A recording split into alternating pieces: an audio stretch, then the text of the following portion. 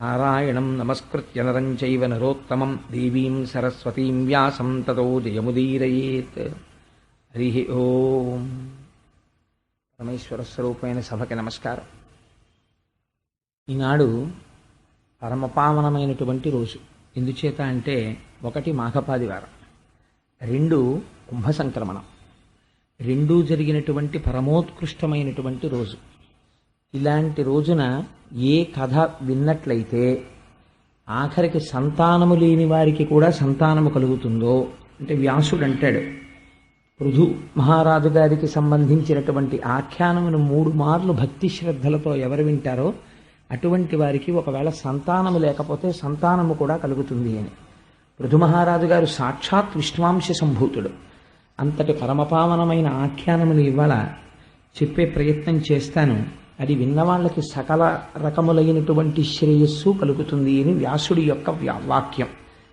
అయితే పృథు మహారాజు గారి ఆఖ్యానాన్ని ప్రారంభం చేసే ముందు ఇవాళ ఉన్నటువంటి దేశకాల పరిస్థితులను అనుసరించి, దేశకాల పరిస్థితులు అంటే నేను ఏదో రాజకీయాల గురించి మాట్లాడాలని కాదు నా ఉద్దేశ్యం.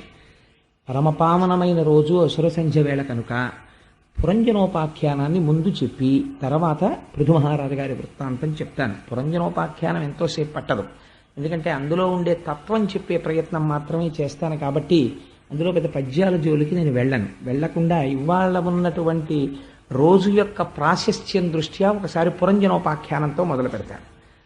ఇది మీరు కేవలం ముందు వినడానికి ప్రయత్నం చెయ్యండి. ఈ కథ మీకు ఏమైనా అందుతుందేమో చూడండి. ఎందుచేత అంటే మనకి భారతీయ సాంప్రదాయంలో ఋషులు చెప్పేటటువంటి తీరు చాలా గొప్పగా ఉంటుంది. ఎందుకని అంటే తత్వబోధ చేసేటప్పుడు కూర్చోబెట్టి తత్వాన్ని మాత్రమే చెప్తాము అన్నాం అనుకోండి, చాలామంది బాబు ఇదంతా ఏమిటో చాలా భయంకరంగా ఉందండి, ఇదంతా మాకు అందుతుందా ఏమన్నానా అంటారు. అందుకని ఆ తత్వాన్ని కథతో కలిపేస్తే అదేదో వినడానికి చాలా సంతోషంగా ఉన్నట్టుగా ఉంటుంది, తీయగా ఉన్నటువంటి దగ్గుమంది వేసేసినట్టు ఉంటుంది. అందుకని నారదుడు ప్రాచీన బర్హి అనబడేటటువంటి ఒక మహారాజుకి ఈ పురంజనోపాఖ్యానాన్ని వివరించాడు. అది ఎందుకు వివరించవలసి వచ్చింది అంటే, ప్రాచీన బర్హి కేవలం ఈ శరీరమే శాశ్వతమనుకుని, తాను ఈ భూమి మీద శాశ్వతంగా ఉండిపోతాననుకుని, తాను ఎటువంటి మార్గములో సంపాదించినా తనని అడిగేవారు ఎవ్వరూ లేరనుకుని ఒక రకమైన అజ్ఞానములో జీవితాన్ని గడిపేస్తుంటే, చాలా తొందరగా అతనికి జ్ఞానోదయం కల్పించడం కోసం మహాత్ముడైనటువంటి నారదుడు పురంజేడికి చెప్పినటువంటి కథకే పురంజనోపాఖ్యానము అని పేరు. అది ఎంత చిత్రంగా ఉంటుందంటే, ప్రాచీన బర్హి దగ్గరికి వచ్చి ఒకనాడు నారదుడు చెప్తాడు, నేను నీకు ఒక విషయం చెప్తాను, జాగ్రత్తగా విను. పూర్వకాలంలో పురంజనుడు అనబడేటటువంటి ఒక రాజు ఉండేవాడు. ఆయన తాను నివసించడానికి యోగ్యమైనటువంటి కోట, తాను నివసించడానికి యోగ్యమైనటువంటి రాజ్యము, వీటిని అన్వేషిస్తూ బ్రహ్మాండములన్నిటా తిరిగాడు. ఎన్నిటినో చూశాడు, కానీ ఏవి నచ్చలేదు. అబ్బాయి ఇది నాకు బాగుండదు, ఇది నాకు బాగుండదని ఏదో అద్దెకి ఇంట్లో దిగేవాడు 4 ఇళ్ళు అద్దెకి చూసుకున్నట్టు, భార్యని స్వీకరించేవాడు 20 పెళ్లి చూపులు చూసినట్టు ఆయన అనేకమైనటువంటి స్థావరములను చూశాడు. చూసి ఇవేం నాకు నచ్చలేదన్నాడు. చిట్ట చివర హిమవత్ పర్వతము యొక్క దక్షిణ కొస దగ్గర ఉన్నటువంటి ఒక దుర్గమును చూశాడు. చూసి ఇది చాలా బాగుంది, నేను ఇందులో ప్రవేశిస్తాను అనుకున్నాడు. అక్కడ ఒక బ్రహ్మాండమైనటువంటి వనము, ఆ వనమంతా అల్లుకున్నటువంటి తీగలు, అనేకమైనటువంటి సరోవరములు, అందులో మంచి గొప్ప శిఖరము కలిగినటువంటి ఒక మేడ, ఆ మేడకి ఉన్నటువంటి అనేకమైనటువంటి జెండాలు, దానికి ప్రాకారములు, ప్రాంగణములు, లోపలికి వెళ్ళిన తరువాత రత్నమయమైనటువంటి ఒక వేదిక, అక్కడ నుంచి ఒక బ్రహ్మాండమైనటువంటి రాజమార్గము, అనేకమైనటువంటి ద్వారములు, అనేక సరోవరములు, పక్షుల కలకూజితములు, దానితో పాటుగా సరస్సులు, పెద్ద నీడనిచ్చేటటువంటి వృక్షములు, మనస్సుని సంతోషపెట్టగలిగినటువంటి ఆహ్లాద విశేషములు, పాన్పులు, ఇన్ని కనపడ్డాయి. ఆశ్చర్యకరమైన విషయం ఏమిటంటే అందులో పెద్ద పులులు, సింహాలు ఉన్నాయి, కానీ అవి హాని చెయ్యవు, అవి ఎవ్వరినీ చంపవు, కానీ చాలా ప్రేమగా ప్రవర్తిస్తాయి. ప్రేమగా ప్రవర్తించి చంపవు, కానీ వాటితోటి చెలిమి చిట్ట చివరికి అపకారం చేస్తుంది. అటువంటి సాధుత్వం ఉన్న క్రూర మృగములు అవన్నీ అందులో ఉన్నాయి. అటువంటి దుర్గమును చూసి ఇందులో నేను ఉందాము అని ఆ పురంజనుడు దగ్గరికి వెడుతున్నాడు. అందులోంచి చాలా అందమై యవ్వనమంకురిస్తున్నటువంటి ఒక స్త్రీ బయటికి వచ్చింది. ఆవిడ బయటికి వస్తుంటే ఆవిడ వెనక ఒక 5 తలల పాము ఒకటి బయటకు వచ్చింది. ఆవిడ పక్కన ఒక 11 మంది కాపలా కాసేటటువంటి భటులు వచ్చారు. ఒక్కొక్కరి వెనక 100 చొప్పున సైనికులు ఉన్నారు. ఆవిడ్ని చూసి ఈయన అన్నాడు, నువ్వెవరు అని అడిగాడు. గమ్మత్తు ఏమిటంటే పురంజనుడు తాను ఒక్కడే ఉన్నాను, ఎవ్వరూ లేరు నాతో అనుకుంటుంటాడు. కానీ ఆయన వెనకాతల అవిజ్ఞాతుడు అనబడేటటువంటి ఒక మిత్రుడు ఉంటాడు. అవిజ్ఞాతుడు అంటే తెలియబడని వాడు. ఆయన ఎప్పుడూ పురంజనుడి వెనకాతలే ఉంటాడు. కానీ పురంజనుడు ఎప్పుడూ వెనక్కి తిరిగి చూడ్డం కాబట్టి ఆ మిత్రుడు ఆయనతో మాట్లాడ్డం. తనంత తాను పలకరించాడు ఆ మిత్రుడు. కానీ ఏం చేస్తున్నా అవిజ్ఞాతుడు మాత్రం ఉంటాడు పక్కనే. అటువంటి మిత్రుడు ఉండగా ఆ కాంతను అడిగాడు, నువ్వెవరన్నాడు. అంటే ఆవిడంది, ఏమో నాకు తెలియదు, నా తల్లిదండ్రులు ఎవరో నాకు తెలియదు, నేను పుట్టి బుద్ధిరిగి ఇక్కడే ఉన్నాను, ఈ కోటలో ఉంటూ ఉంటాను, నువ్వు మంచి యవ్వనంలో ఉన్నావు, నా పేరు పురంజని, నీ పేరు పురంజనుడు, అందుకని నువ్వు ఈ కోటలోకి రా, వస్తే మన ఇద్దరం మానుషమైనటువంటి భోగములను అనుభవిద్దాం, 100 సంవత్సరములు నువ్వు ఇందులో ఉందువుగానివి అని. ఈ కోటకు ఒక గమ్మత్తుంది. ఈ కోటకి తూర్పు దిక్కుగా 5 ద్వారాలు ఉంటాయి. ఈ 5 ద్వారాల్లోంచి బయటికి వెళ్ళవచ్చు. కానీ బయటికి వెళ్ళేటప్పుడు మాత్రం ఒక్కొక్క కోట ద్వారంలోంచి వెళ్ళేటప్పుడు ఒక్కొక్క మిత్రుణ్ణి తీసుకుని వెళ్ళాలి. ఆ మిత్రులకి పేర్లు ఉంటాయి, వాళ్ళతోనే బయటికి వెళ్ళాలి. అలా వెడితే ఆ ద్వారంలోంచి ఒక భూమి చేరుతావు, ఆ దేశంలో నువ్వు విహరించవచ్చు, మళ్ళీ వెనక్కి వచ్చేయచ్చు అని చెప్పింది. చెప్తే ఆయన చాలా సంతోషించి ఆవిడ్ని వివాహం చేసుకున్నాడు. వివాహం చేసుకుని వాళ్ళిద్దరూ కలిసి సంతోషంగా జీవనం గడుపుతున్నారు. ఆవిడ తింటే తను తినేవాడు, ఆవిడ పడుకుంటే తను పడుకునేవాడు, ఆవిడ ఏడిస్తే తను ఏడిచేవాడు, ఆవిడ ఆడితే తను ఆడేవాడు. అలా ఇద్దరూ జీవితం గడుపుతున్నారు. సరే, ఇక్కడ వరకు చెప్పిన తర్వాతే మీకు ఈ కథ అంతా చాలా అయోమయంగా ఉంది అని అనిపించి ఉండవచ్చు. అందుకని నేను దాన్ని కొంచెం వివరణ చేసే ప్రయత్నం చేస్తాను. నారదుడు ఉట్టినే చెప్పడు కదండి ఏ విషయాన్ని. పురంజనుడంటే ఎవరో కాదు, పురంజనుడంటే మనమే. మన కథే చెప్తాడు ఆయన. పురంజనుడంటే అస్తమానం మనం ఈ శరీరంలోనే ఉండంగా కొంతకాలం అయిపోయిన తర్వాత కాలగతిలో ఈ శరీరాన్ని విడిచిపెట్టేస్తాం. విడిచిపెట్టిన తర్వాత మళ్ళీ ఏ శరీరములో ప్రవేశించాలి అన్నది నిర్ణయం జరుగుతుంది. సాధారణంగా మనుష్యుడై భోగలాలసత ఉన్నవాడెవ్వడూ కూడా నేను మళ్ళీ దరిద్రుణ్ణై పుడదాం, లేకపోతే నేను కళ్ళు లేనివాడిగా పుడదాం, చెవులు లేనివాడిగా పుడదాం అని అనుకోడు. మళ్ళీ నేను చాలా సంతోషంగా అన్ని భోగములను అనుభవించగలిగినటువంటి శక్తితో జన్మించాలనే కోరుకుంటాడు తప్ప మోక్షం అని ఎవడు అడుగుతాడు? ఎవరు అడగడు. ఎవడో ఉంటాడు కోటికొక్కడు. అందుచేత ఇటువంటి పురంజనుడు కోట కోసం వెతుకుతున్నాడు. చెట్టుగా పుట్టడానికి ఇష్టపడడం, ఎందుకంటే కదలదవి, అన్ని భోగస్థానాలు దానికి లేవు. జంతువుగా పుట్టడు. వెతికాడు. దక్షిణ దిక్కుకి హిమవత్ శృంగమనందు వేలాడుతున్న కోటని చూశాడు. దక్షిణ దిక్కున ఊరికి శ్మశానం ఉంటుంది. అంటే ఏనాటికైనా శ్మశానమును చేరవలసినటువంటి ఒక శరీరములో ప్రవేశించడానికి సిద్ధపడ్డాడు. ఈ శరీరము దగ్గరికి వెళ్ళేటప్పటికీ అక్కడ సరోవరాలున్నాయి, లతలున్నాయి, చెట్లున్నాయి, లోపల అనేకమైనటువంటి భోగస్థానములున్నాయి, సాధుత్వమును ప్రకటించేటటువంటి పెద్ద పులులున్నాయి, సింహాలున్నాయి, పక్షుల కలపూజితాలున్నాయి. ఏమిటి ఇవన్నీ? శరీరం లోపలికి వచ్చిన తరువాత పైకి కనపడరు, కానీ మనకి చాలా బాంధవ్యములను ఒకే శరీరముతో పెంచుకున్న వాళ్ళు కొన్ని వేల మంది ఉంటారు. ఒకడు అన్నయ్య అంటాడు, ఒకడు తమ్ముడు అంటాడు, ఒకడు తండ్రి అంటాడు, ఒకడు బాబయ్య అంటాడు, ఒకడు మామయ్య అంటాడు, ఒకడు ప్రభువు అంటాడు, ఒకడు సేవకుడా అంటాడు. ఇలా కొన్ని వేల మంది ఆయనతో అనుబంధం పెట్టుకుంటారు. ఈ అనుబంధాలన్నీ చూసుకుని లేచిన దగ్గర నుంచి నేను వాడితో ఏం మాట్లాడాలి, వీడితో ఏం మాట్లాడాలి, నేను వాడికి ఏం చెయ్యాలి, నేను వీడికి ఏం చెయ్యాలి, దీంతో సరిపోతుంది. కాబట్టి ఈ అనుబంధాలన్నీ ఏమిటి? కాలగతి యందు ఈశ్వరుణ్ణి సేవించడానికి అవకాశం ఇవ్వవు. కాబట్టి ఏమైపోయింది? ఇవి సాధుత్వముతో కూడిన క్రూర మృగములు. నీ యొక్క విలువైన కాలములు తినేసి నిన్ను మృత్యువు వైపుకి నడిపిస్తున్నాయి. కాబట్టి ఇక్కడికి వెళ్ళేటప్పటికీ దానికి ఒక పెద్ద మేడ ఉంది. ఆ కోటకి ఏమిటా మేడ? తలకాయే. శరీరానికి ఏముంటుంది? పైన ఒక చక్కటి అందమైన తలకాయ ఉంటుంది, దాని మీద మంచి పూల లతలు, వెంట్రుకలు. వీటికి ఉన్నంత సంతోషం ప్రపంచంలో ఎవరికైనా ఉంటుందండి? వెంకటాచలం వెళ్ళి తలనీలాలు ఇమ్మంటే ఎంత బెంగో కొంతమందికి. ఎందుకంటే ఏదో వీటితోటి తాను తెచ్చేసుకున్నట్టు, దీంట్లోనే సమస్త బ్రహ్మాండాలు ఉండిపోయినట్టు సంతోషపడిపోతుంటారు. అందుకని ఆ వెంట్రుకలే పూల తోటలు, ఈ చేతులు కాళ్ళు ఇవన్నీ కూడా అగట్టలు, ఈ లోపల ఉండేటటువంటి భోగస్థానములు, ఇంద్రియాలు, ఈ లోపల మాత్రం ఒక రత్నములతో కూడిన వేదిక ఉన్నది, అదే హృదయస్థానం. అక్కడ ఈశ్వరుడు ఉంటాడు. అక్కడ ఒక పాన్పు ఉన్నది, దాని మీద మనం రాత్రి వేళ నిద్రపోతాం. అంటే ఇంద్రియాలు మనస్సు బడలిపోయి ఎక్కడికి వెళ్ళిపోతాయి? వెనక్కి వెళ్ళిపోయి ఆత్మలో ప్రవేశించి నిద్రపోతాయి. ఏమీ తెలియని స్థితి, సుషుప్తి. అందుకని అక్కడ ఒక పాన్పు ఉంది. ఆ పాన్పు మీద పురంజనితో కలిసి పడుకుంటాడు.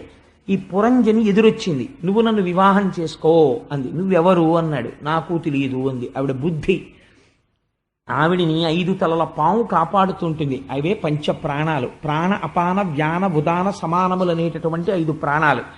ఈవిడితో పాటు 11 మంది భటులు వచ్చారు. వాళ్లే పంచ జ్ఞానేంద్రియాలు, పంచ కర్మేంద్రియాలు. 10 మనస్సు 1 11. ఈ 11ంటికి ఒక్కొక్క దానికి కొన్ని 100 వృత్తులు ఉంటాయి. ఈ వృత్తులన్నీ కలిపి వాళ్ళ వెనక ఉన్న భటులు. ఇంతమందితో కలిసి ఆవిడొచ్చింది. వివాహం చేసుకోమన్నాడు. చేసుకుంది. లోపల సంతోషంగా కాలం గడిపేస్తున్నాడు. ఆవిడ ఒక మాట చెప్పింది. ఏమయ్యో, ఈ కోటకి తూర్పు దిక్కుగా 5 ద్వారాలున్నాయి. అందులోంచి బయటికి వెళ్ళేటప్పుడు మాత్రం నువ్వు ఒక్కొక్క స్నేహితుడినే పట్టుకుని వెళ్ళాలని చెప్పింది. ఏమిటో తెలుసా అండి ఆ ద్వారాలు? మనం అందరం సుఖాలు అనుభవించేటటువంటి స్థానాలే ఆ ద్వారాలు. పనులు చేయడానికి మనందరం ద్వారాల నుంచే కదా బయటికి వెడతాం. జీవుడు కూడా వాటిలోంచే బయటికి వెళ్ళి చూస్తూ ఉంటాడు, వ్యాపకాలు చేస్తూ ఉంటాడు. తూర్పు దిక్కునున్న మొట్టమొదటి 2 ద్వారములే ఈ 2 కళ్ళు. ఈ 2 కళ్ళతో జీవుడు బయట ప్రపంచాన్ని చూసి దాంతో సమన్వయం అవుతూ ఉంటాడు. 1వ ద్వారము పేరు ఖజ్యోత, 2వ ద్వారము పేరు అవిర్ముఖి. ఎంత చిత్రమైన పేరులో చూడండి. ఈ 2 ద్వారములలోంచి బయటికి వెళ్ళేటప్పుడు ఒక్కొక్క స్నేహితుడితో వెడతాడు. ఒకడు జుమంతుడు, ఒకడు మిత్రుడు. జు అంటే కాంతి, మిత్రుడంటే సూర్యుడి పేరు. మీరు ఈ కళ్ళతో లోకాన్ని ఎప్పుడు చూడగలరు? వెలుతురు ఉంటే చూడగలరు. అందుకని ఈ కంటితో ఈ 2 మిత్రుల్ని పట్టుకుని ఎక్కడికి వెడుతుంటాడు? విభ్రాజితము అనబడేటటువంటి దేశానికి వెడుతుంటాడు. వెళ్ళి ఈ లోకాన్నంతటి చూస్తుంటాడు. కాబట్టి ఇవి 2 ద్వారాలు. తర్వాత కిందకొస్తే ఈ 2 ద్వారాలు. ఈ 2 ద్వారాలకి పేర్లు నళిని, నాళిని అని 2 ద్వారాలు. ఈ 2 ద్వారాలతో బయలుదేరినప్పుడు అవధూతుడు అన్న స్నేహితుడిని పట్టుకుంటాడు. 2 స్నేహితులు ఉంటారు. ఒక స్నేహితుడితోటే వెడతాడు. ఇందులోంచి బయటికి వెళ్ళినా ఒకడే స్నేహితుడు అవధూతుడు. అవధూతుడు అంటే అంతటా తిరుగువాడు. వాయువు అన్న స్నేహితుడిని పట్టుకుంటాడు. దేనికి ఎడతాడు? సౌరభం అన్న దేశానికి ఎడతాడు. అంటే వాసనలు పీలుస్తూ ఉంటాడు ఈ ముక్కుతోటి. సౌరభం అంటే వాసన. అందుకని అవధూతుడి సాయంతో నళిని, నాళిని గుండా సౌరభం అన్న దేశానికి వెళ్ళి వెనక్కి వస్తూ ఉంటాడు. 3వది ఒకటే ద్వారం. ఇది ఆ ద్వారం పేరేమిటి అన్నారు అంటే దీని పేరు నోరు, వక్త్రము. ఒకే ద్వారంలోంచి బయటికి ఎడతాడు. కానీ వెళ్ళేటప్పుడు ఒక్కొక్కసారి బయటికి వెళ్ళేటప్పుడు ఒక స్నేహితుడు భుజం మీద చెయ్యేస్తాడు. ఆయన పేరు రసజ్ఞుడు. ఒక్కొక్కసారి బయటికి వెళ్ళేటప్పుడు రసజ్ఞుడిని నువ్వు వద్దులేరా అంటాడు అని విపణుడు అన్న ఆయన్ని పిలిచి ఆయన భుజం మీద చెయ్యేస్తాడు. చెయ్యేసి వెడుతుంటాడు. ఎక్కడికి ఎడతాడు? రసజ్ఞుడితో వెళ్ళినప్పుడు బహూదకము అన్న దేశానికి ఎడతాడు. విపణుడు అన్న ఆయనతో వెళ్ళినప్పుడు ఆపణము అన్న దేశానికి ఎడతాడు. అంటే ఏమిటో తెలుసా అండి? నోటితో రసజ్ఞుడు అంటే ఒక్కొక్కసారి పండు, కాయి, అన్నం, చక్కెర పొంగలి, పులిహార నోట్లో పెట్టుకుని రుచిని తెలుసుకుంటూ ఉంటాడు. అదే రసజ్ఞుడు అంటే ఆ మిత్రుడితో వెడతాడు. ఒకటే ద్వారం, 2వ దానికి ఉపయోగపడుతుంది. అది దేనికి అంటే విపణుడితో వెళ్ళి ఆపణం చేస్తాడు. ఆపణం అంటే మాట్లాడడం. పనికి మాలినవన్నీ మాట్లాడుతుంటాడు. ఈశ్వర సంబంధమైన విషయాలు తప్ప మిగిలిన అక్కర్లేనివన్నీ మాట్లాడతాడు. అందుకని ఆపణము మాట్లాడుచుండుట. ఒకే ద్వారంలోంచి 2 మిత్రులతో కలిసి వెళ్ళి చేస్తూ ఉంటాడు. ఆ తర్వాత కుడి పక్కన ఒక ద్వారం ఉంది. దీని పేరు పితృహౌ. అంటే ఇది కుడిపక్క చెవి. దీంతో ఏం చేస్తాడు? ఈ చెవి ఈ ద్వారంలోంచి బయటికి వెళ్ళినా, ఈ ద్వారంలోంచి బయటికి వెళ్ళినా ఒకడే స్నేహితుడితో వెళ్ళాలి. ఆయన పేరు శృతిధరుడు అంటే వేదం.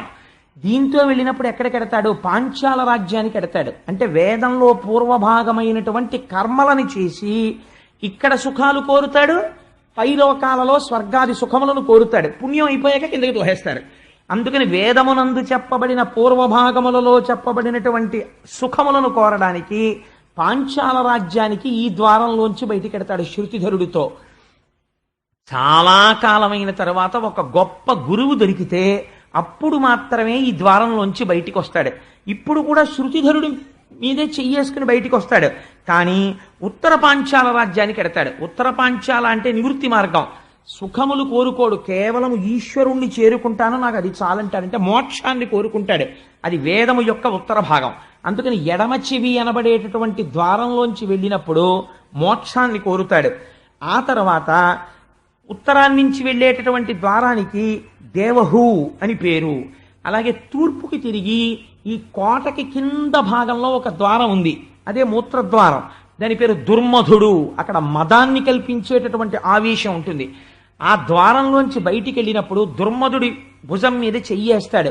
చెయ్యేసి ఒక సుఖమనబడేటటువంటి సామ్రాజ్యాన్ని చేరుతాడు. ఏమిటా సామ్రాజ్యము? గ్రామికము. పశువులు కూడా పొందుతున్న సుఖమేదో ఆ సుఖాన్ని పొందుతున్నాడు. అందుకని గ్రామికమైనటువంటి దేశానికి వెడతాడు. పడమటన అంటే వెనక భాగమునందు ఒక ద్వారం ఉంది, మలద్వారము. అందులోంచి బయటికి ఎడతాడు. లుబ్ధకుడు. లుబ్ధకుడు అంటే ఉన్నదాన్ని బయట పెట్టడు, అసలు లోపలే కూర్చుని ఉంటుంది, బలవంతంగా తోస్తే బయటికి ఎడుతుంది. అందుకని దాని పేరేమిటి? వైశసము. రెండు రకాలుగా వెడుతుంది. అలా బయటికి వెళ్ళేది మలద్వారం ఒకటి. రెండవది నేను వెళ్ళను నేను వెళ్ళను నేను వెళ్ళను అని జీవుడు పట్టు కూర్చుంటాడు. ఈ పురాన్ని బలవంతంగా తీసేస్తారు ఇందులోంచి. అంత పేచీ పెట్టి శరీరం మీద, తన భోగముల మీద, తన ఐశ్వర్యం మీద కాంక్ష పెంచుకున్న వాణ్ణి తరిమి తరిమి తరిమి ఇదే శరీరంలో అధోభాగమున ఉన్నటువంటి అపానవాయు మార్గం గుండా వెళ్ళిపోతాడు. అలా వెళ్ళిపోతే వైశసము అనేటటువంటి భయంకరమైన నరకంలో యాత్ర మొదలు పెడతాడు. అందుకని అధోభాగము గుండా వెడతాడు. అందుకని ఈ ద్వారాలున్నాయి. ఇవి కాకుండా తన రాజ్యమునందు ఎందరో ఉన్నారు ప్రజలు. కానీ పురంజనుడు మాత్రం ఎప్పుడూ ఇద్దరు కళ్ళు లేని వాళ్ళు ఉన్నారు, పుట్టుకతో అంధులు వాళ్ళు. వాళ్ళిద్దరి భుజాల మీద చేతులేస్తాడు. వేసి వాళ్లతో కలిసి వెడుతుంటాడు. ఒక ఆయన భుజం మీద చెయ్యేస్తాడు, ఆయన తీసుకెడుతుంటాడు. ఈయన్ని కళ్ళు లేనివాడు, ఆయన నడిపిస్తే ఈయన నడుస్తూ ఉంటాడు. అలా తీసుకెళ్లేటటువంటి ఆయన్ని నిర్వాక్ అని పిలుస్తారు. ఇంకొక ఆయన ఉంటాడు, ఆయనకి కళ్ళుండవు. వీళ్ళిద్దరినే భుజాల మీద చేతులేసి చేస్తాడు విషయాలన్నీ. ఆయన పేరేమి అంటే పేషస్కృత్. ఆయన భుజం మీద చెయ్యేసి ఆయన ఏం చేయమంటే చేస్తూ ఉంటాడు. అలా వాళ్ళిద్దరికి కళ్ళుండవు. వాళ్ళిద్దరు ఎవరు అంటే కాళ్ళు ఉన్నాయి. కాళ్ళకి కళ్ళు ఎక్కడ ఉంటాయండి? వీటికి కన్నాలేమి ఉండవు. ఇంకా ఈ కన్నములు ఇక్కడ వరకే రంధ్రములతో కూడిన భాగం ఉంటుంది, ఇంకిక్కడి నుంచి రంధ్రాలు ఉండవు. అందుకని రంధ్రములు లేనటువంటి కాళ్ళు గుడ్డివి. ఎక్కడికి వెళ్ళమంటే అక్కడికి వెడతాయి. భాగవతం వినడానికి వెళ్ళు వెడతాయి, దేవాలయానికి వెళ్ళు వెడతాయి, చూడకూడని ప్రదేశమునకు వెళ్ళు వెడతాయి. అందుకని వీటికి కళ్ళు లేవు. ఎక్కడికి తీసుకెళ్ళమంటే అక్కడికి వెళ్ళిపోతాయి అంతే. అందుకని వీటితో వెడతాడు. ఇంకొక దాని మీద చెయ్యేసి ఇంకో అంధుడి మీద వాడు చెప్పినవి చేస్తూ ఉంటాడు. చేతులు, వీటికి కన్నాలు ఉండవు. ఏం చేయమంటే అవి చేస్తాయి అంతే. ఈశ్వర పూజ చెయ్యి చేస్తాయి, ప్రసాదం బుచ్చుకుంటాయి, నమస్కారం చెయ్యి చేస్తాయి, దిక్కుమాల పనులు చేయి చేస్తాయి. వాటికి ఏం స్వాతంత్రం ఉండదు. కాబట్టి ఏమైంది? ఇద్దరు అంధులతో చేస్తాడు. ఈ ఇద్దరు గుడ్డి వాళ్లతో చేసినటువంటి పనులు సాధారణంగా పురంజనుణ్ణి పట్టుపురుగు తన నోటిలోంచి వచ్చినటువంటి పట్టుపురుగుతో గూడు కట్టుకుని ఆ పట్టుకాయలో పడుకుంటుంది.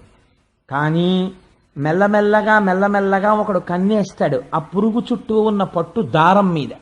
కన్నేసిన వాడు పట్టుకాయ కోసి లోపల ఉన్న పురుగుని పైకి తీయడానికి దారాన్ని కోసేస్తే ముక్కలవుతుందని, పురుగు చచ్చిపోవాలి, దారం దక్కాలి.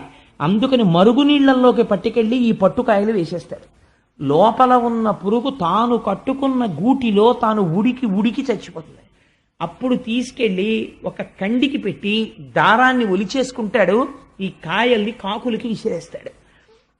అలా తాను చేతులతో చేసినటువంటి దుష్కర్మల చేత తానే బంధింపబడుతుంటాడు.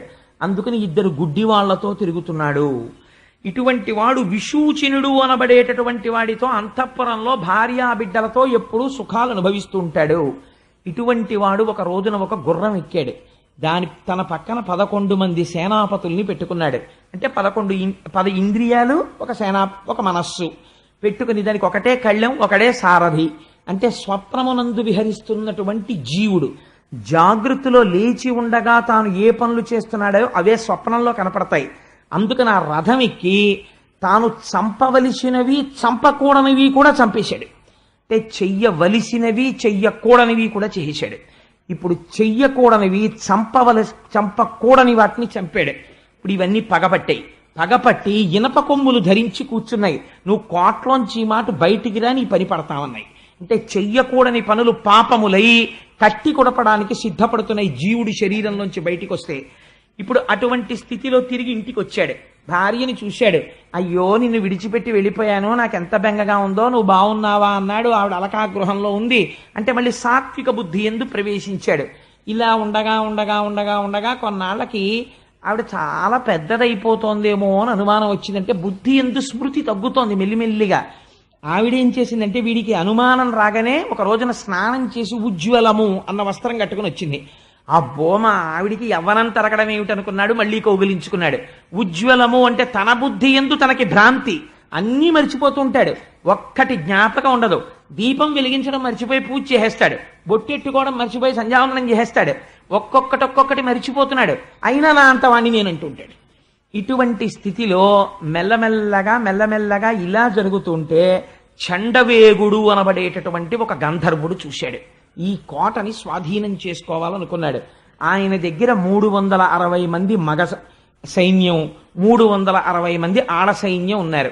360 మంది మగ సైన్యం తెల్లగా ఉంటారు, 360 మంది ఆడ సైన్యం నల్లగా ఉంటారు. అంటే రాత్రులు నలుపు, పగళ్ళు తెలుపు. వీళ్ళే శుక్లపక్ష కృష్ణపక్షాలుగా ఉంటారు.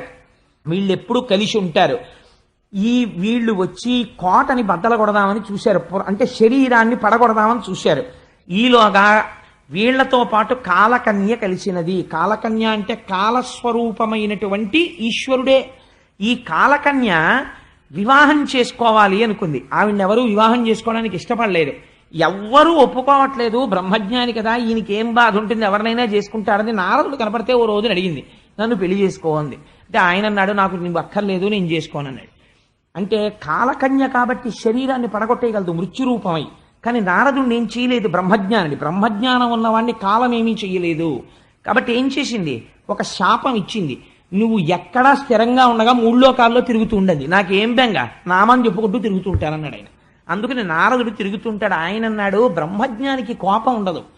ఆయన అన్నాడు, నువ్వు నన్ను శపించావు, కానీ నీకు ఓ మాట చెప్పనా, నిన్నెవడూ పెళ్లి చేసుకోడు, నువ్వు కాలకన్యవి, నీకు పెళ్లి ఏమిటి, అందుకని నువ్వు ఒక వాడి పేరు, వాడి దగ్గరికి వెళ్ళి వాడు నిన్ను పెళ్లి చేసుకుంటాడన్నాడు. ఆ యమనుల నాయకుడు భయుడి దగ్గరికి వెళ్ళింది, నన్ను పెళ్లి చేసుకోంది. ఆయన అన్నాడు, నువ్వు నాకు చెల్లెలు లాంటిదనివి, నిన్ను నేను పెళ్లి చేసుకోకూడదు, నాకు తమ్ముడు ఉన్నాడు, వాడి పేరు ప్రజ్వరుడు, నువ్వు వాడు కలిసి ఒక పని చేస్తుండండి, ఆ పని పేరు దేవగుప్తము, చాలా రహస్యం, ఎలా జరిగింది అన్నది లోకంలో ఎవ్వరూ పట్టుకోలేరు, మీ ఇద్దరే అది చేయగలరు, వరం ఇస్తున్నాను. నీకు భర్త దొరకలేదని కదా నువ్వు బాధపడుతున్నావు, ఎందుకు బాధపడుతున్నావు, ఊళ్ళో ఉన్న వాళ్ళందరికీ పెళ్లిళ్ళు అయిపోతున్నాయి, భర్తలు వస్తున్నారు, నీకు భర్త దొరకట్లేదు, నీకు నేను వరం ఇస్తున్నాను, ఊళ్ళో ఉన్న భర్తలందరూ ఇవాళ నుంచి నీకు భర్తలే, నువ్వు ప్రతి పురుషుడికి భార్య అయిపోతావు, నువ్వు భార్య అయిపోయినట్టు వాడికి తెలియదు, విచిత్రం, నువ్వు ఎప్పుడు వెళ్ళి పట్టుకుంటే అప్పుడే వాడు భర్త అవుతాడన్నాడు. అని నీకు నేను వరం ఇస్తున్నాను, నువ్వు ఎప్పుడు వెళ్ళి పట్టుకుంటావో వాడికి తెలియదు, కాబట్టి నీ పేరు జరా. అంటే ఏమిటి, వృద్ధాప్యం. కాలకన్య వచ్చేస్తుంటుంది, నడిచి వెళ్ళిపోతుంటుంది, శరీరానికి ఏమొస్తుంది, వృద్ధాప్యం వస్తుంది. నాకు ముసల్తనం వచ్చిందని ఒప్పుకుంటాడు ఏమిటి, వచ్చి పట్టేసింది. అంటే ఇప్పుడు ఆవిడ భార్య కూర్చుంది. ఎప్పుడైతే ముందు జరొచ్చిందో వెనకాతలే భయుడు వస్తాడు, భయుడి వెనకాతల యవనులు సైన్యం వస్తుంది. యవనులంటే జర, వృద్ధాప్యం వచ్చిన తర్వాత యవనులు రావడం అంటే బెంగలు, భయాలు, వ్రణాలు, రోగాలు, ఇవన్నీ బయలుదేరిపోతాయి. ఇవన్నీ ఏమిటో ఇలా వస్తోంది, అస్తమానం నొప్పి వస్తోంది, ఏమైపోదు కదా అంటాడంటే తను చచ్చిపోతానేమో అని బెంగ మొదలు. అందుకని చెప్పి భయుడు వస్తాడు. ఆఖరణ వీళ్ళ తమ్ముడు వస్తాడు, వాడి పేరు ప్రజ్వరుడు. అంటే పెద్ద జ్వరం వస్తుంది, అంటే ఓ పెద్ద జబ్బు వస్తుంది. వాడు ఏం చేస్తాడు, సంధిబంధములు విడగొట్టేస్తాడు. అంటే ఇప్పటి వరకు ఉన్న పటుత్వాన్ని ఊడగొట్టేస్తాడు. ఊడగొట్టేసిన తర్వాత వీడి పురంజనుడు లోపల పడుకుని ఇంకా తన భార్యనే తలుచుకుంటూ సేవకులు తెచ్చినవి తింటూ ఇందులో ఉండిపోతే బాగుండు అంటుంటాడు. అంటే ఇంకా తన భార్యని తలుచుకుని ఇంద్రియాలతో తాను చేసిన పనులు గుర్తు తెచ్చుకొని సంతోషపడిపోతుంటాడు. ఇలా ఉండగా ఒక రోజున ఈ జరా అనబడేటటువంటి స్త్రీ ఒక దేవగుప్తాన్ని నిర్వహిస్తుంది. అంటే ఎవ్వరికీ తెలియని రహస్యమైన పని చేసేస్తుంది. ఏమిటా పని? ఈయన అందరినీ ఆదమరిపించి నిశ్శబ్దంగా ఈయన కోట్లోంచి బయటికి తోసేస్తుంది. అంటే వాడికి మృత్యు వచ్చేసింది. అందరూ ఉంటారు మంచం చుట్టూ. ఎప్పుడు పోయాడండి? ఎటువైపు నుంచి పోయాడో ఎవ్వడూ చెప్పలేడు. కాబట్టి ఏమిటది? దేవగుప్తము. ఎవరు చేశారు? జర వలన జరిగిపోతుంది. దేవగుప్తం చేసేస్తుంది. అయిపోయింది. ప్రజ్వరుడు, భయముడు, యవనులు, జర కలిసి దేవగుప్త కార్యాన్ని నిర్వహిస్తారు. ఆఖరణ పురంజయుడు బయటికి వెళ్ళిపోతున్నప్పుడు 5 పడగల పాము బయటికి వెళ్ళిపోయింది. అంటే ప్రాణ అపాన వ్యాన ఉదాన సమానములనేటటువంటి 5 ప్రాణములు కూడా వెళ్ళిపోయాయి. ఇప్పుడు ఈ కోట ఏమైపోయింది? శిథిలం అయిపోయింది. ఇప్పుడు దీన్ని ఎవరు ఆక్రమించారు? ఇంకో కోట వెతుక్కుని మళ్ళీ వెళ్ళిపోతారు. వీళ్ళందరూ ఓ కోట శిథిలం అయిపోతే దాన్ని పట్టుకోరు. ఆ దిక్కుమాలనాడు పోయాడని మళ్ళీ ఇంకో కోటకు పోతారు. ఆ కోట వాడిని పట్టుకుంటారు. అందుకని ఈ కోట ఏమైంది? అగ్నిహోత్రంలో పడిపోయింది, కాలిపోయింది పురంజనుడి కోట. ఇది విన్నావా ప్రాచీన బర్హి? నీకేమైనా అర్థమైందా అని అడిగాడు. అడిగితే ప్రాచీన బర్హి అన్నాడు, అంటే ఈ వ్యాఖ్యానం చేయకుండా చెప్తే ఏమిటో మీరు చెప్పారు కానండి, ఆ పేర్లు ఏమిటి, ఆ ద్వారాలు ఏమిటి, ఆ మిత్రులు ఏమిటి, ఆ పురంజని ఏమిటి, కాలకన్య ఏమిటి, భయుడు ఏమిటి, ప్రజ్వరుడు ఏమిటి, అసలు ఏమిటండి అల్లరి అన్నాడు. అంటే ఇదిగో ఇప్పుడు చేసినటువంటి వివరణమే చేశాడు. చేసిన తరువాత ఆశ్చర్యపోయి, అయ్య బాబోయ్, మనుష్య జీవితం అంటే ఇలా ఉంటుందా? కాబట్టి నేను ఉత్తర క్షణం ఏం చెయ్యాలి అని అడిగాడు. నువ్వు చెయ్యగలిగినది ఒకటి భాగవత సహవాసము, భగవంతుని పట్ల అనురక్తి, ఈ 2 పెంచుకో అని ప్రాచీన బర్హి నారదుడికి ఉపదేశం చేస్తాడు. అది పరమ పవిత్రమైన ఆఖ్యానము. కథారూపంలో ఉంటుంది, కానీ గొప్ప రహస్యాన్ని ఆవిష్కరిస్తుంది. మీరు మనవల్ని దగ్గర కూర్చోబెట్టుకుని 15 రోజులు చెప్పడానికి కథ బాగా సరిపోతుంది. ఎందుకని అంటే మీరు ఒక్కొక్కటి చెప్పి ఇదేమిటో నువ్వు చెప్పు చూస్తానని కొంచెం వయస్సు వస్తున్నటువంటి పిల్లల్ని అడిగితే వాళ్ళకి వేదాంతములందు ప్రవేశము లభించి నిజమే కదా అని వైరాగ్యానికి బీజములు పడడం ప్రారంభమవుతుంది. అంత గొప్ప ఆఖ్యానం. సరే, ఇవాళ కుంభ సంక్రమణం జరిగినటువంటి పరమ పవిత్రమైన రోజు కదా అని ఈ ఆఖ్యానంతో ప్రారంభం చేశాను. ఇప్పుడు పృథూపాఖ్యానాన్ని చెప్పడానికి ప్రయత్నం చేస్తాను. ఒకానొక సమయంలో ఈ దేశాన్ని అంగరాజు గారు పరిపాలిస్తుండేవాడు. ఆయన మహాధార్మికుడు. కేవలము ధర్మానుష్ఠానము తప్ప ఎన్నడూ అధర్మము చేయనివాడు. అటువంటి అంగరాజు ఒకసారి అశ్వమేధయాగం చేస్తున్నాడు. అశ్వమేధయాగం చేస్తూ దేవతలందరినీ పిలిచి హవిస్సులు ఇస్తున్నారు. ఈ రోజుల్లో అంటే మనం స్వరం చెప్పేయడం, మంత్రం చెప్పేయడం, అందులో చెరువు వేయడం అంటే పదార్థాన్ని తయారు చేసిన దాన్ని వేస్తారు, హవిస్సు అంటారు. అది వేస్తే వాళ్ళు వచ్చారు, తిన్నారు, నమ్మకం అంతే. కానీ ఆ రోజులలో దేవతల్ని పిలిస్తే స్వాహ అంటే ఆ దేవత వచ్చి ఎదురుగుండా కూర్చుని అగ్నిముఖంగా పుచ్చుకుని నోట్లో వేసుకుని వెళ్ళేవారు. అందుకని అక్కడ ఉన్నటువంటి ఋషులు మంత్రములతో ఆవాహన చేస్తున్నారు దేవతల్ని. ఒక్క దేవత రావట్లేదు. ఏ ఒక్క దేవత రాకపోతే ఆశ్చర్యపోయాడు అంగరాజు. ఆశ్చర్యపోయి, అదేమిటండి మీరు స్వరంతో మంత్రములతో దేవతల్ని ఆవాహన చేస్తున్నారు, ఒక్క దేవత హవిస్సు పుచ్చుకోవట్లేదు, అగ్నిహోత్రంలో పడిపోతోందంతే, ఎందుచేత ఇలా జరిగింది అని అడిగాడు. అడిగితే ఋషులు అన్నారు, మా యొక్క స్వరమునందు కానీ వేదము స్వరప్రోక్తము, స్వరంతో పిలవాలి వేదం. అందుకని స్వరప్రోక్తమైనటువంటి వేదము యొక్క స్వరమును అనుసరించి మేము పిలిచాం, రావాలి దేవతలు తప్పకుండా. కానీ రావడం లేదంటే నీ యందు అప్రసన్నులై ఉన్నారు. నీ యందు అప్రసన్నతతో ఉండడానికి నువ్వెక్కడో ఏదో దోషం ఉండాలి నీలో. నీ యందు దోషమున్నది అనడానికి నీ చరిత్రని పరిశీలిస్తే నీ యందు ఎక్కడా దోషము లేదు, నువ్వు ధర్మమూర్తివి. అయినా దేవతలు రావడం లేదు. రాజా, ఏదో దోషము లేకుండా దేవతలు రాకుండా ఉండరు. కాబట్టి ఏ దోషం ఉన్నది అని విచారణ చేస్తే అంగమహారాజు గారు అపత్య దోషంతో బాధపడుతున్నాడు. అంటే ఆయనకి సంతానం లేదు. అందుచేత యజ్ఞములో వారిచ్చిన హవిస్సులు తీసుకోవడానికి దేవతలు రాలేదు. కాబట్టి ఇప్పుడు నీకు ఉత్తర క్షణం సంతానం కలగాలి. నీవు చేసినటువంటి పాపములు గత జన్మలలోవి ప్రతిబంధకంగా ఉండడం వల్ల ఈ జన్మలో నీకు సంతానము కలగడం లేదు. ఇప్పుడు ఈ ప్రతిబంధకాన్ని తీసేయాలంటే దానికి ఏమిటి నివారణోపాయం? ప్రపంచంలో మహానుభావుడైనటువంటి శ్రీమన్నారాయణుడు ప్రసన్నుడు కావాలి. అందుకని శ్రీమన్నారాయణుణ్ణి ప్రసన్నం చెయ్యడానికి మేము వేరే యాగం చేస్తాం. ఆ యాగము చేత శ్రీ మహావిష్ణువు తృప్తి పడితే నీకు సంతానము కలుగుతుంది అన్నారు. అంటే సరే యాగము చెయ్యమన్నాడు. ఆ యాగం చేశారు. యాగము పూర్తవగానే అంటే భగవంతుని యొక్క అనుగ్రహము అంటే ఎలా ఉంటుందో చూడండి, ధర్మశాస్త్రం అంటే ఎంత నిక్కచ్చిగా ఉంటుందో చూడండి. యాగము పూర్తవగానే అందులోంచి బంగారు వస్త్రములను ధరించి చిత్ర విచిత్రములైన మాలలు వేసుకుని చేతిలో బంగారు కలశములు పట్టుకుని ఒక పురుషుడు యజ్ఞగుండంలోంచి ఆవిర్భవించాడు. ఆవిర్భవించి, అంగరాజా, ఈ పాయస పాత్రలో ఉన్నటువంటి పదార్థమును నీ భార్య చేత తినిపించు, నీ ధర్మపత్ని చేత తినిపించు, నీకు అపత్య దోషం పోయి సంతానము కలుగుతుంది అన్నారు. అంటే ప్రసాదమును తీసుకోండి, ప్రసాదమును తీసుకోండి అని అంటారు. అందుకే కారణం. లేకపోతే ఇంత చేసిన తర్వాత నీకు కలిగిన పాపం పోయిందయా, ఇప్పుడు నీకు సంతానం కలుగుతారని ఓ మాట చెప్తే అయిపోదండి. మళ్ళీ ఈ పాయసాలు ఇవ్వడం, ఈ పాయసాలు తినడం, రామాయణంలో అయితే మళ్ళీ దీన్ని ధర్మబద్ధంగా విభాగం చేయడం, నలుగురు పిల్లలు పుట్టడం, ఎందుకంటే ఇంత అల్లరి? నోటితో మాట చెప్తే పోదా? కాదు. మీ శరీరము లోపలే పాపము రోమకూపములను అంటుకుని ఉంటుంది. అందుకే వెంకటాచలపతి దగ్గరికి వెడితే తలనీలాలు ఎందుకు ఇస్తారంటే, వేం కటతీతి ఇది వెంకట, వెంట్రుకలను ఆశ్రయించి ఉన్నటువంటి పాపముల యొక్క ఖండనము జరుగుతుంది. అక్కడ తలనీలాలు ఇచ్చేస్తే ఇన్నాళ్ల నుంచి మీకు కలిసి రాకపోవడానికి మీ పాపమే అడ్డుపడుతుంది. ఆయన దగ్గరికి వెళ్ళి ఇలా తల వంచేసి ఆ తలనీలాలు ఇచ్చేస్తే ఆ పాప రాసిపోతుంది. అది మనుష్య జీవితంలో గొప్ప అదృష్టం. కలియుగంలో యజ్ఞాలు చెయ్యలేరు, యాగాలు చెయ్యలేరని వెంట్రుకలు పుచ్చుకుని ఇంత ఫలితం ఇస్తానని స్వామి శ్వేతవరాహ కల్పంలో వెంకటాద్రి మీద కూర్చున్నాడు. అందుచేత ఈ పాపరాశి ధ్వంసము కావడానికి ఈశ్వరానుగ్రహం లోపలికి చేరుతుంది. ఈశ్వరానుగ్రహం చేరడమే ప్రసాదమును తినుట. అందుకే సత్యనారాయణ స్వామి వ్రతకథలో ప్రసాదం తీసుకోకపోతే ఆ తల్లి కూతుళ్ళు పడవలు మునిగిపోతాయి. ప్రసాదం తీసుకోలేదు అంటే ఈశ్వరానుగ్రహమును తిరస్కరించుట. మాకక్కర్లేదు అనుగ్రహం. ఇలా ఎవరు మాట్లాడుతున్నారో వాళ్ళని ముందు పట్టి తెండు దూతలారా, ఈశ్వరానుగ్రహం అక్కర్లేదన్న వాళ్ళని ముందు పట్టుకొచ్చేసేయమని చెప్పాడు యమధర్మరాజు గారు. అందుచేత ఈశ్వరానుగ్రహమే పాయస పాత్రగా వచ్చినది. ఇప్పుడు ఈ పాయస పాత్రను ఎక్కడిచ్చాడు? మీరు చాలా జాగ్రత్తగా గమనించాలండి.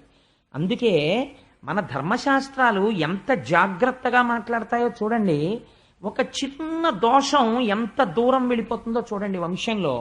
ఆయన చాలా మంచివాడు, కానీ ఆయన జీవితంలో చేసిన పొరపాటు ఒక్కటే. ఏమిటా పొరపాటు అంటే లవ్ మ్యారేజ్. యుక్తాయుక్త విచక్షణ మరిచి, నాకు ఎన్నో కుటుంబాలు తెలుసండి, వేదిక మీద చెప్పడం ఎందుకని నేను చెప్పను, కానీ ముందు చాలా marry in Heist and repent at leisure అని ఇంగ్లీష్లో ఓ ప్రొవెర్బ్. తొందరపడి పెళ్లి చేసుకో, జీవితాంతం విచారించు. కావలసింది బాహ్యమునందు మెరుపు కాదు, ఆంతరమునందు మెరుపు చూడాలి వివాహం చేసేటప్పుడు. లేకపోతే జీవితాలు ముళ్ళబాటలైపోతాయి. మీరు కర్దమ ప్రజాపతి దేవహూతి సంసారం చూశారు, ఇద్దరు ఎలా తరించారు. ఇక్కడ చూడండి, ఒక చిన్న పొరపాటు ఒకటి జరిగింది. ఇది అంగమహారాజుని ఎలా కట్టి కుడుపుతుందో చూడండి. తన ప్రయత్నంతో కొన్ని సవరించగలడు, కొన్నింటిని సవరించలేడు పురుషుడు. ఏది సవరించుకోలేడు? తొందరపడి బాహ్యమునందు కనపడినటువంటి అందాన్ని చూసరి శాశ్వతం అనుకుని ఇంటికి తెచ్చుకుంటే సంస్కార రహితమైతే నాశనమైపోతాడు పురుషుడు. ఎంత ప్రమాదకరంగా ఉంటుందో. అందుకే మన శాస్త్రాలు అలా మాట్లాడే. ఎప్పుడు మన శాస్త్రాలు పక్కకెళ్ళిపోయి దిక్కుమాలిన డైలాగులు రాసేవాళ్ళు, ఆడపిల్ల కనపడితే ప్రేమించేసి పెళ్లి చేసుకోవడమే సినిమాకి ముగింపైపోయిన రోజులు వచ్చేసాయో ఆనాడే మన జాతి భ్రష్టు పట్టింది. చూడండి, ఇంత గొప్ప పాయస పాత్ర వస్తే కమలాక్షి పాయసము కౌతుకమొప్ప భుజించి భర్తృ సంగమమున చేసి తక్షణము గర్భము దాల్చి కుమారుగాంచే ఆ కొమరుడునంతా మాతృజనకుండగు మృత్యువు బోలి తానధర్మమున చరించుచుండే గుణమండన పేనుననంగ నిచ్చలు.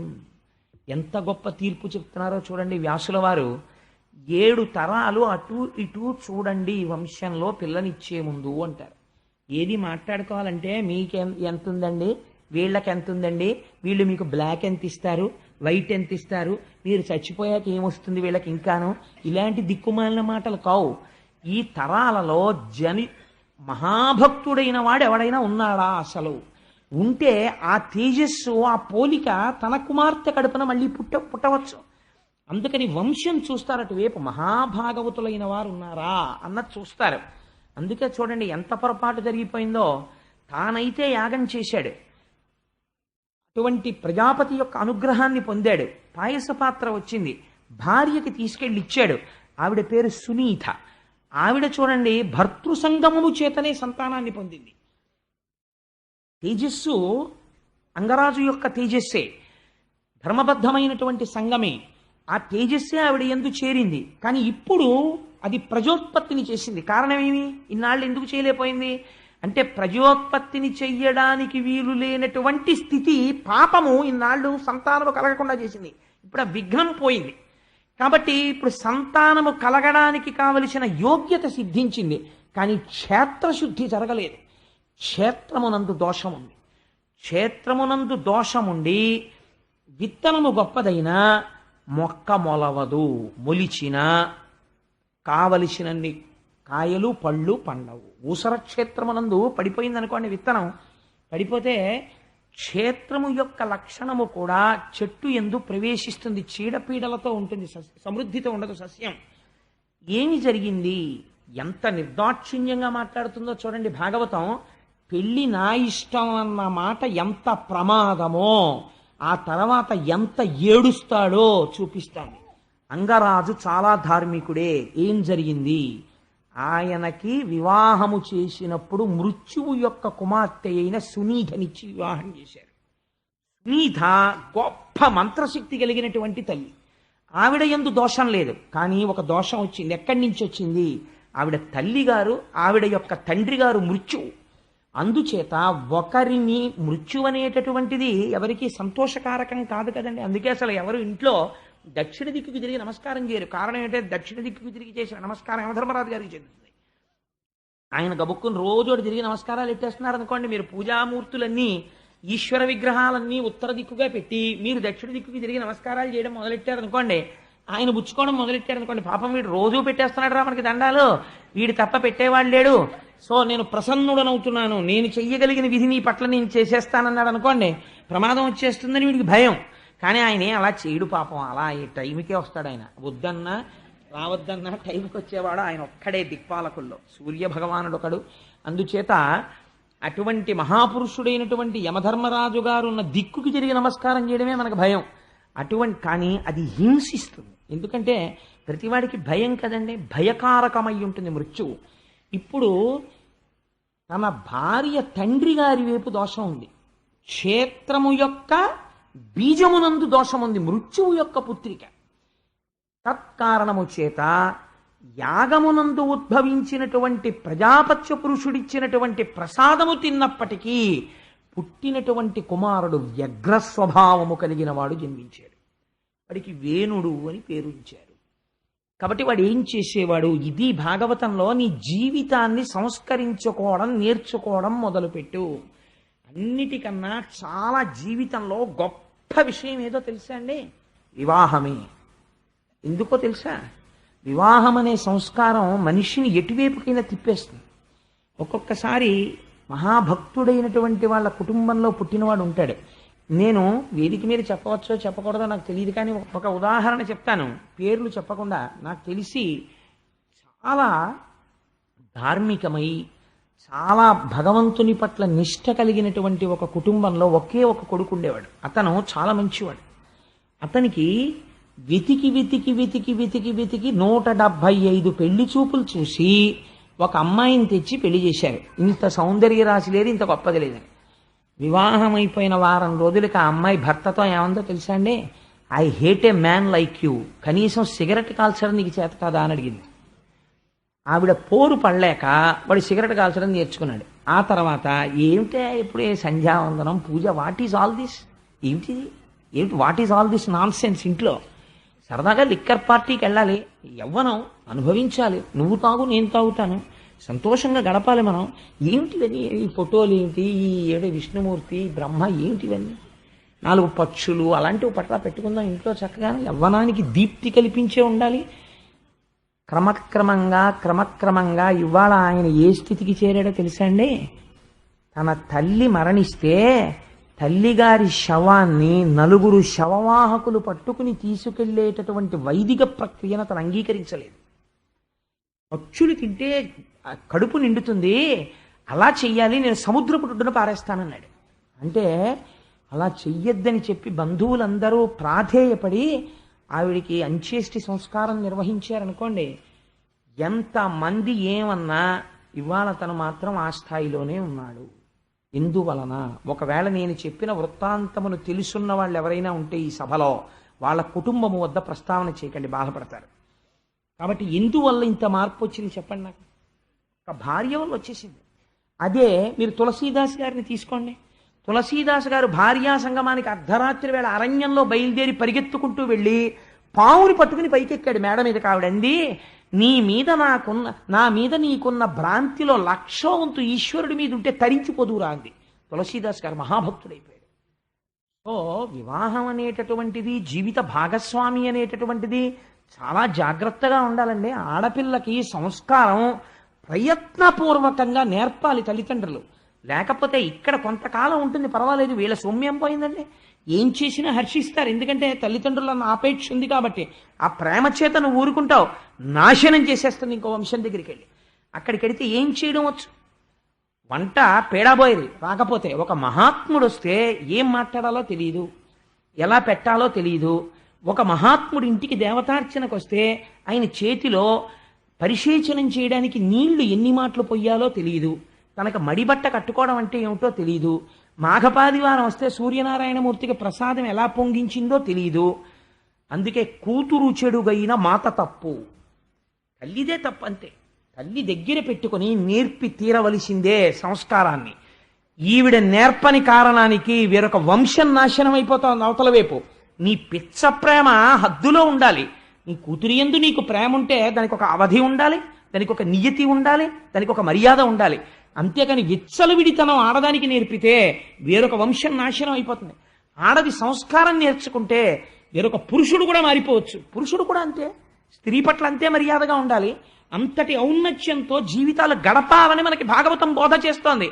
ఎంత గొప్ప విషయాన్ని వ్యాసుడు ప్రతిపాదన చేస్తున్నాడో చూడండి. అందుచేత ఇటువైపు నుంచి ఉన్నటువంటి దోషమునకు ఏమైనది? వేణుడు వ్యగ్రతతో జన్మించినాడు కాబట్టి ఏం చేసేవాడు? అది జన్మతః వచ్చిన బుద్ధి, అది బోధకి మారడం కూడా చాలా కష్టం. అది ఇంకా పుట్టుకతో వచ్చిన బుద్ధి పుడకలతో పోతుందంతే ఇంక మళ్ళీ. కాబట్టి ఏమైంది? నిష్కారణంగా వేటకెళ్ళిపోయేవాడు ప్రతిరోజు. వెళ్ళిపోయి కుందేలు పిల్లల దగ్గర నుంచి లేళ్ళు జింకల వరకు చంపేసేవాడు. ఆ చంపడంలో అర్థం లేదంటే ఇంకా వ్యగ్రత.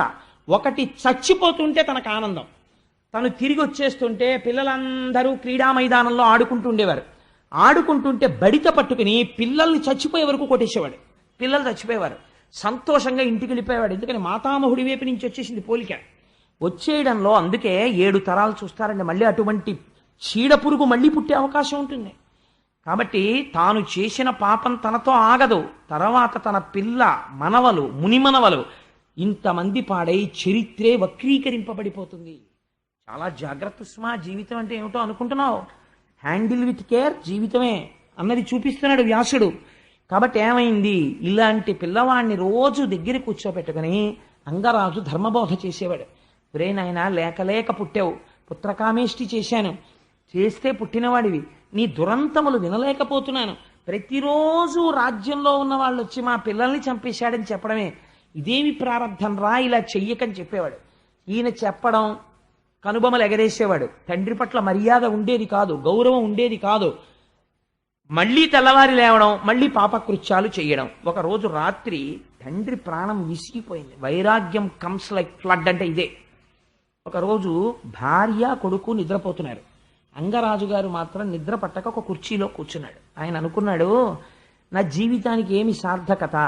ఒకటి, నా కొడుకు సత్ప్రవర్తన కలిగిన వాడై నా తర్వాత సింహాసనాన్ని అధిష్ఠించి రాజ్యపాలనము చేసి చక్కగా నాకు పేరు తెచ్చి నా శరీరము పడిపోయిన తర్వాత గయలో శ్రాద్ధం పెట్టాలి. అలా వాడన్నా నన్ను ఉద్ధరించాలి. కొడుకుండాలి, కొడుకుండాలని అందుకు కోరుకుంటారు. దిక్కుమాలిన కొడుకు ఉంటే అంత, ఊడిపోతే అంత, అలాంటి కొడుకు లేకపోతే నష్టమేం లేదు. కాబట్టి ఈ కొడుకు వల్ల నాకు ఒక గొప్ప ప్రయోజనం కనపడుతోంది. ఏమిటా ప్రయోజనం?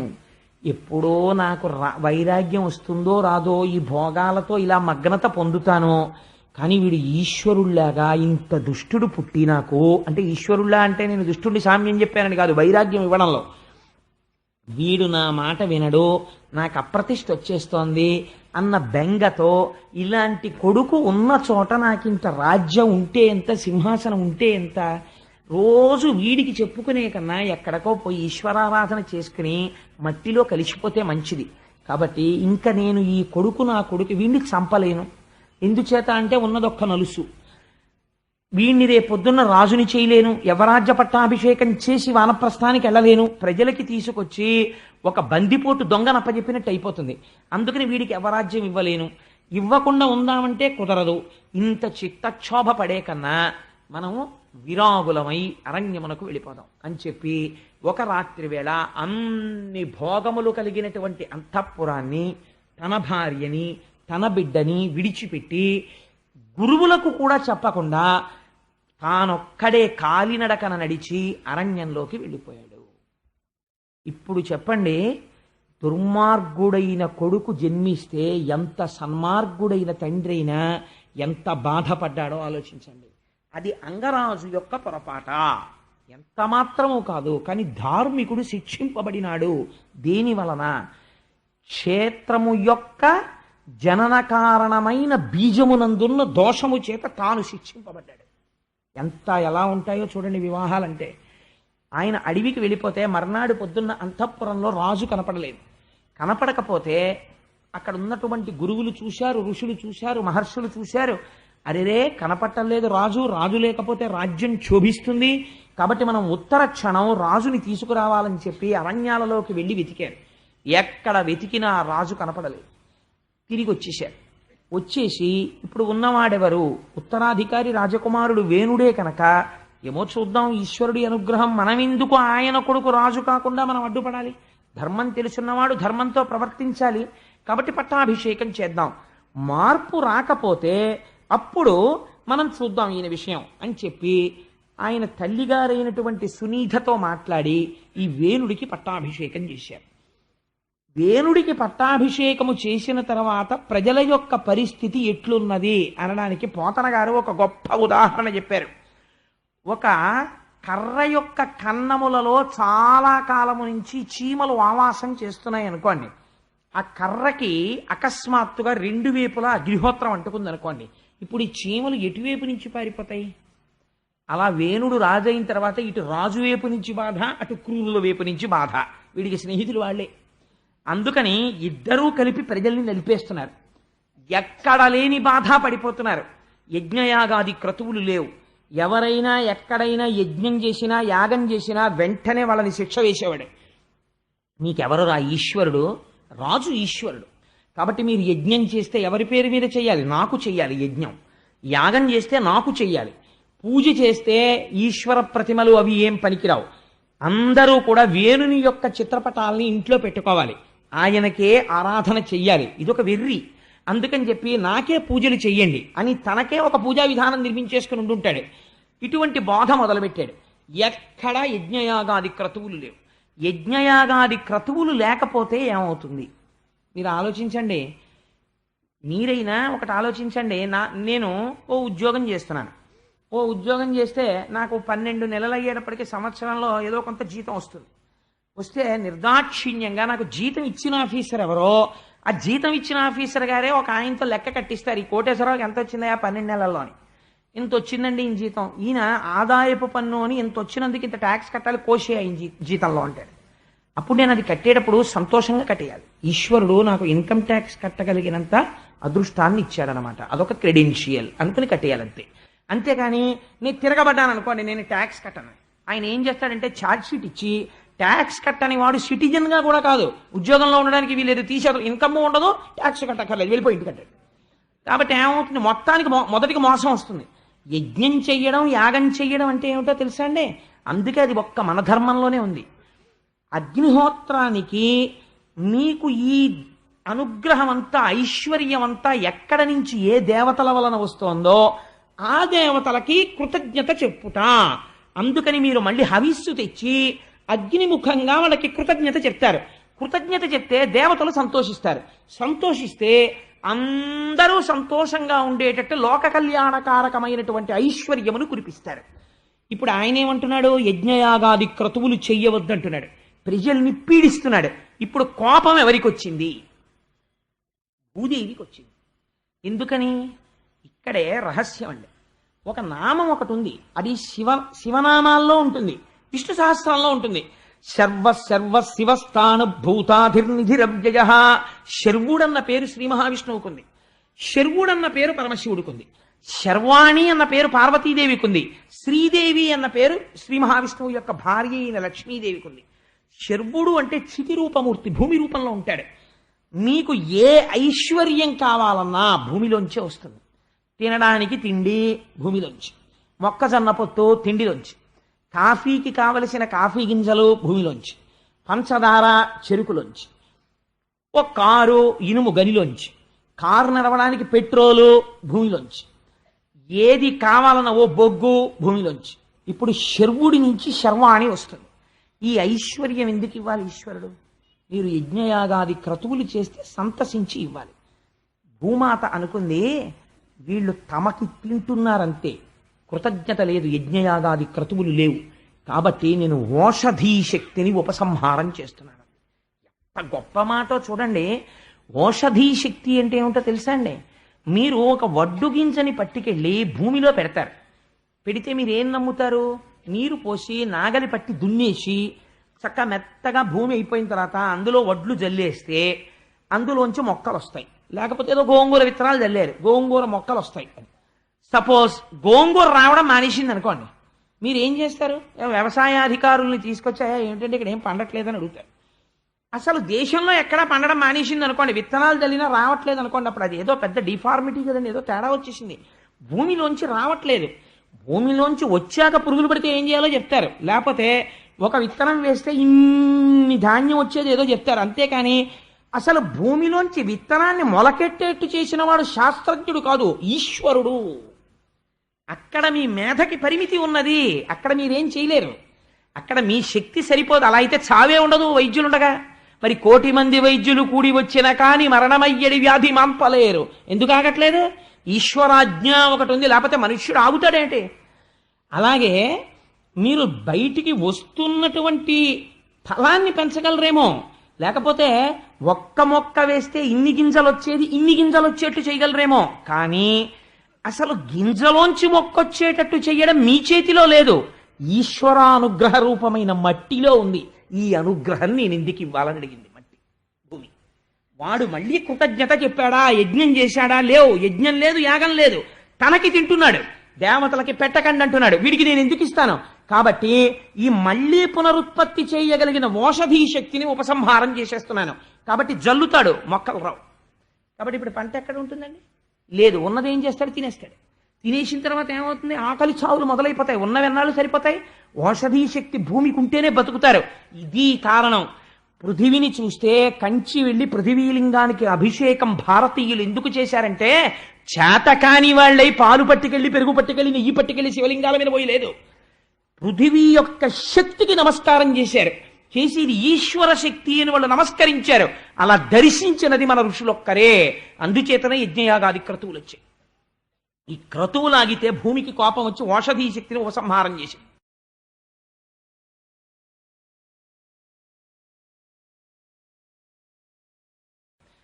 ఇప్పుడు ఎప్పుడైతే ఓషధీ శక్తి ఉపసంహారమైందో వెంటనే వచ్చే ఫలితమేమి? ప్రతి వాడికి కూడా దేశంలో ధర్మం అన్నమాట, నీతి అన్నమాట ఎంతకాలం ఉంటాయండి? ఇక్కడ కడుపులోకి పదార్థం దొరికినంతసేపే. అసలు తినడానికి దొరకట్లేదు అనుకోండి, భాగవతం చెప్తాను రెండంటే ఎవడైనా వస్తారండి? ఎవ్వరూ రారు.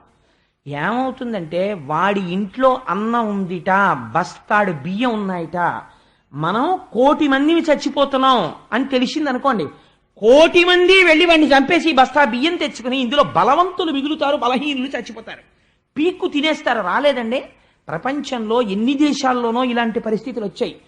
ఆఖరికి తిన్నటువంటి ఎంగిలి విస్తరాకుని విసిరితే దానికోసం కుక్కలు కొట్టుకున్న రోజులు వచ్చాయి. ఎందువల్ల? దేవతల యొక్క ఆగ్రహము వలన. కాబట్టి ఏమైంది? దేశంలో ఎక్కడ చూసినా అసాంఘిక శక్తులు ప్రబలిపోయాయి. విశేషమైనటువంటి నేరముల సంఖ్య పెరిగిపోయింది, దొంగతనాలు పెరిగిపోయాయి. ఇవి చూశారు. చూసి ఋషులు సరస్వతీ నదీ తీరంలో సమావేశమయ్యారు. దీనికి కారణమేమి?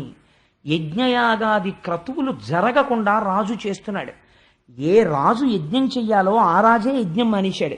ఏ రాజు యజ్ఞయాగాదులు చేయించాలో ఆ రాజే యజ్ఞయాగాదులను మాన్పించేస్తున్నాడు. కాబట్టి ఏం చెయ్యాలి ఆలోచించారు. ఆలోచించి మన తపశ్శక్తి చేత రాజుని చంపేయగలం. కానీ మనం రాజుని చంపేసి ఏం చేస్తాం? రాజుని మార్చే ప్రయత్నం చెయ్యాలి. బీజదోషం ఎంత దారుణంగా ఉంటుందో చూడండి. కాబట్టి మహర్షులందరం వెళ్ళి వేణుడితో ఒక మాట చెప్దాం. అయ్యా నువ్వు ఇలా చేయకూడదు అని చెప్దాం. మారిపోతే సంతోషం, మారకపోతే ఇంకా రాజు ఉండకూడదు. కాబట్టి మన యొక్క తపశ్శక్తి చేత వాడిని సంహారం చేసేద్దాం అనుకుని బయలుదేరారు. వెళ్ళి వాళ్ళలా వ్యగ్రతతో మాట్లాడలేదు. వాళ్ళు రాజుకి ఆశీర్వచనం చేసి ఒక మాట చెప్పారు. అయ్యా రాజా, యజ్ఞయాగాదులు నువ్వు చేసి ఈ భూమిని రక్షించాలి, శ్రీ మహావిష్ణువు యొక్క అనుగ్రహాన్ని పొందాలి. నువ్వు చెయ్యడం లేదు. ఇది ఏమవుతుందో తెలుసా? ఏదో ఒకనాడు ఊదగా ఊదగా ఊదగా ఊదగా బుడగ పెరుగుతున్నట్టు కనపడుతుంది. పక్కన ఈశ్వరాలంబనము యొక్క ఆధారము లేనటువంటి ఐశ్వర్యము పెరిగిన బుడగ పెరిగి పెరిగి పేలిపోయినట్టు ఒక్కసారి మధ్యపతనం అయిపోతుంది. ఈ రాజ్యము కూడా నశించిపోతుంది. ఆ రోజు రానివ్వకయా యజ్ఞయాగాది క్రతువులను ప్రారంభం చేయి, ఈశ్వరుని యందు బుద్ధి మరల్చుకో అని చెప్పారు. చెప్తే ఆయన ఎంత దారుణమైన మాట అన్నాడంటే, అసలు వీళ్ళందరూ ఎక్కడుంటారు అని అడిగాడు. సూర్యుడు కానీ, ఇంద్రుడు కానీ, చంద్రుడు కానీ, ధర్మము కానీ, అగ్ని కానీ, లేకపోయినట్టయితే యమధర్మరాజు కానీ, వరుణుడు కానీ, కుబేరుడు కానీ, దిక్పాలకులు కానీ రాజు యొక్క శరీరమును ఆవహించి ఉంటారు. నేను తలుచుకున్నానా సోముడనవుతాను, మీ పట్ల ప్రసన్నుడనవుతాను. నేను ఆగ్రహించానా మీ పట్ల యముడనవుతాను. అటువంటి నేను యజ్ఞయాగాదులు నాకు చెయ్యండి అంటే మీకు కోపం వచ్చిందా? వచ్చి విష్ణువుకి యజ్ఞం చేయమంటున్నారా కనపడని వాడికి? మీరు చెప్పే మాట ఎలా ఉందో తెలుసా? ఎనయగజార కామిని నిజేషుని మృచ్చిలి జార పూరుషుం తన పతిగాతలంచుగతి తద్దయు మూఢమనస్కులై అర్చిన నరపాల రూపమున ధరించిన ఈశ్వరున నిరుంగక అన్యుని భజీంపమీరిహ పరోన్నత సౌఖ్యములందరెన్నడు. మీరు ఋషులా? మీరు మునులా? మీరు ఎటువంటి వాళ్ళో తెలుసా? భర్త చాలా కష్టపడి ఆర్జన చేస్తే ఆ ఆర్జన చేసినటువంటి ద్రవ్యంతో భార్యని పోషిస్తుంటే భర్త తెచ్చిన సంపాదన చేత పోషింపబడుతూ జారుడితో తిరుగుతూ వ్యభిచారం చేసిన స్త్రీ ఎటువంటిదో మీరు అటువంటి వారు. నేను రాజ్యం చేస్తుంటే నా రాజ్యంలో ఉండి తపస్సులు చేసుకుని సుఖంగా ఉంటూ మీకు విష్ణువుకి యజ్ఞయాగాదులు చేస్తారా? మీకు వ్యభిచారులకు తేడా ఎక్కడుంది? ఇంకొకసారి నోరెత్తితే మీ కుత్తుకలు ఎగిరిపోతాయన్నాడు. అంటే అప్పుడు ఋషులు అన్నారు, ఇహ వీడు మారడు, వీడికి బోధ అనవసరం. కాబట్టి ఇప్పుడు ఏం చెయ్యాలి? ఇంకొకడైతే వాడి కర్మానికి వాడిపోతాడు, కానీ వీడి వల్ల మొత్తం రాజ్యం పోతుంది ఇప్పుడు. కాబట్టి ఇప్పుడు ఇక వీడు ఉండడానికి వీల్లేదు. వీడు ఉండగా వేరొకడు రాజు కావడానికి ఉండదు. అందుకని వీడిని తీసేయాలి. కాబట్టి ఋషులందరూ హుంకారమును చేశారు. అంతే. అంటే ఒకసారి కోపమును తెచ్చుకుని అన్నారు. అంత మాట అని అంతే చచ్చిపోయాడు. ఎందుకు వచ్చినటువంటి అల్లరి చెప్పండి? మహాత్ముల జోలికి చిట్ట చివరికి వెళ్ళి అహంకారం ప్రబలి ఏమవుతుందంటే ఇదిగో ఇదే అవుతుంది. నిర్దాక్షిణ్యంగా చెప్పేశాడండి వ్యాసుడు. ఇంత పుత్రకామేష్టికి పుట్టినవాడు ఋషుల హుంకారమునకు మరణించినాడు. కానీ ఒక గమ్మత్తు జరిగింది. సునీత ఆయన తల్లి గొప్ప మంత్రశక్తి కలిగినది. ఆవిడ దూరదృష్టితో ఆలోచించింది. రాజ్యానికి రాజు లేడు, ఈ వంశంలోంచి కదా రాజు రావాలి. ఇప్పుడు ఈ రాజు యొక్క శరీరాన్ని దహనం చేసేస్తే ఏం జరుగుతుందో అని తన మంత్రశక్తితో కుమారుడి శరీరాన్ని కాపాడింది. అందుకని ఆ శరీరానికి అంత్యేష్టి సంస్కారం చేయలేదు, అలా ఉంచేశారు వేణుడి యొక్క శరీరాన్ని. పైగా అసలు చెయ్యడానికి వంశమేది? ఆయనకి బిడ్డలేరు. ఆ కారణం చేత కూడా బహుశా అంటే దిక్కుమాలి పీని ఎవడోళ్ళు లాగేస్తారనుకోండి. నేను ఒకసారి ఒక అందమైన మాట విన్నాను. Why do you fear about death? చాలామంది దేనికి భయపడతారంటే, అమ్మో చచ్చిపోయాక ఎలాగోనండి, ఎవడు తద్దినం పెడతాడు, చచ్చిపోయిన తర్వాత తీసుకెళ్లేవాడెవడు, కాస్త పంచభూతాల్లో కలిపేసేవాడెవడు, చచ్చిపోయిన తర్వాత ఈ డ్యూటీ అసలు నీది కానే కాదు. ఎవ్వడూ చేయకపోతే మున్సిపాలిటీ ఉంది, అది కూడా చేయకపోతే ఒక్కొక్క ఉంది చేసేయడానికి, లేకపోతే పంచభూతాలు ఉన్నాయి. అసలు అది మన డ్యూటీ కానే కాదు. చచ్చిపోవడం కూడా మన డ్యూటీ కాదు. చచ్చిపోయిన తర్వాత నీ కర్తవ్యం ఏమీ లేదు. ఎలా జరగాలో అలా జరుగుతుంది. దాని గురించి ఇప్పటి నుంచి నువ్వు వేళ్ళు విరుచుకోవడం ఎందుకు, పూజ చేసుకోవడం అనేసి హాయిగాను. కాబట్టి ఆవిడ మంత్రశక్తి చేత శరీరాన్ని దాచింది. దాస్తే ఒక గొమ్మత్తు జరిగింది. ఋషులు కొంతకాలం చూశారు. ఇప్పుడు నేరాల సంఖ్య ఇంకా పెరిగిపోతుంది. శిక్షించే రాజు లేడు. ఇప్పుడు ఇది వాళ్ళ వచ్చింది. కాబట్టి ఋషులు అన్నారు, ఇప్పుడు మనం ఎలాగైనా సరే రాజుకి వంశాన్ని పెంచాలి. ఇప్పుడు ఎలా? రాజు మరణించి ఉన్నాడు. అయితే ఇప్పుడు మనం మళ్ళీ మన తపశ్శక్తితో రాజు శరీరంలోంచి తీసుకురావాలి సంతానాన్ని అని. తపశ్శక్తి ఉన్నవారు మూఢుణ్ణి మార్చలేకపోయారు, కానీ క్షేత్రము లేకుండా శరీరములోంచి శవంలోంచి సంతానాన్ని సృష్టిస్తున్నారు. మీరు ఆలోచించండి, చచ్చిపోయిన శవంలోంచి ఋషులు సంతానాన్ని కలిగింపజేశారు, కానీ వాళ్ళ వాక్కుకి వాడు మాత్రం మారలేదు. మౌఢ్యము ఎంత స్థాయిలో ఉంటుందో మీరు ఆలోచించండి. వాడు మారడంతే ఇంకా. కాబట్టి ఏమైంది? ఋషులు వెళ్ళి మొట్టమొదట ఆయన తొడ మీద మథనం చేశారు. మథనం అంటే నలపడం. మథనం చేశారు గట్టిగా. చేస్తే అందులోంచి వాళ్ళ తపశ్శక్తితో ఆ మంత్రముల చేత ఆ మథనములోంచి ఆరని మందనం చేస్తే అగ్నిహోత్రం పుట్టినట్టు బిడ్డడు జన్మించాలి. ఇప్పుడు ఈ తొడ మీద మథనం చేస్తుంటే ముందు ఆయన శరీరంలో ఉన్న పాపము పైకి రావడం మొదలెట్టింది. అది శరీరాన్ని అంటుకుని ఉందండి ఆ మంత్రశక్తికి ఇంకా పాపం. అది వదిలిపెట్టలేదు వాడిని. ఏమైంది? అందులోంచి ఒక నల్లటి వాడు బాహుకుడు అనేటటువంటి పేరుతో పొట్టి పొట్టి కాళ్ళు, పొట్టి పొట్టి చేతులు, ఎర్రటి కళ్ళు, రాగి జుత్తుతోటి పుట్టుకొచ్చాడు. వాణ్ణి చూసి మునులు అన్నారు, వాడు వచ్చి పుట్టగానే అన్నాడు, నేనేం చెయ్యాలయ్యా అన్నాడు. వాడిని వంక చూసి వాళ్ళు, ఒరే వీడు రాజ్యపాలనములు చెయ్యగలిగిన వాళ్ళ లేడరా, మళ్ళీ వీడిని పాపం పెడితే వీడు ఇబ్బంది పడిపోతాడు అని వాళ్ళన్నారు. వరమును నిషీదయ్యను చుబలుకుటయ్యను తానవాడు దానుడయ్యే అతని వంశులు గిరికానలందు వేణు కల్మషము చెప్పుచుండిరి కడక. మరియు ఎప్పుడైతే వేణుని యొక్క పాపములోంచి వాళ్ళు జన్మించారో మేమేం చెయ్యమని అడిగారు ఆ పిల్లాడు. అడిగితే నిషీద అన్నారు. అంటే అలా కూర్చో అన్నారు. నువ్వేమీ చెయ్యొద్దు, అలా కూర్చో అంటే వాడు అలా కూర్చున్నాడు. ఆ తర్వాత వాడు ఏం చేశాడు? మళ్ళీ సరి అయినటువంటి పిల్లడు రావాలి ఇప్పుడు శరీరంలోంచి. అందుకని మళ్ళీ ఎక్కడ మథనం చేద్దామని వాళ్ళు ఆలోచిస్తున్నారు. ఆలోచిస్తుంటే ఈ పిల్లవాడు లేచి మెల్లమెల్లగా నడుచుకుంటూ అరణ్యానికి వెళ్ళిపోయి అక్కడ ఉండేటటువంటి కొండలలో కోనలలో నివసించడం మొదలెట్టాడు. ఆయన వంశీయులకే నిషాదులు అని పేరు వచ్చింది. కాబట్టి ఇప్పుడు ఏమైంది? బాహూరాజన్యకృత. రాచరికం ఎక్కడుంటుంది? రక్షణ బాహువులయ్యందు ఉంటుంది. ఇప్పుడు ఋషులు స్తోత్రం చేశారు. స్వామి, ఒక కొడుకు పుట్టడాన్ని మేము అడగట్లేదు, లోకమును రక్షించగలిగిన కొడుకు కావాలని అడుగుతున్నాం.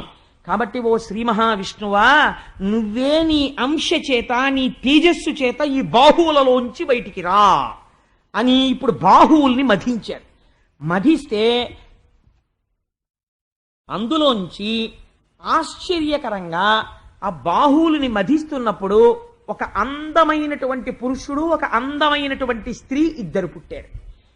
అలా పుడతారు. తపశ్శక్తి చేత సాధించలేనివి ప్రపంచంలో ఉండవు. కర్దమ ప్రజాపతి విహరించలేదండి.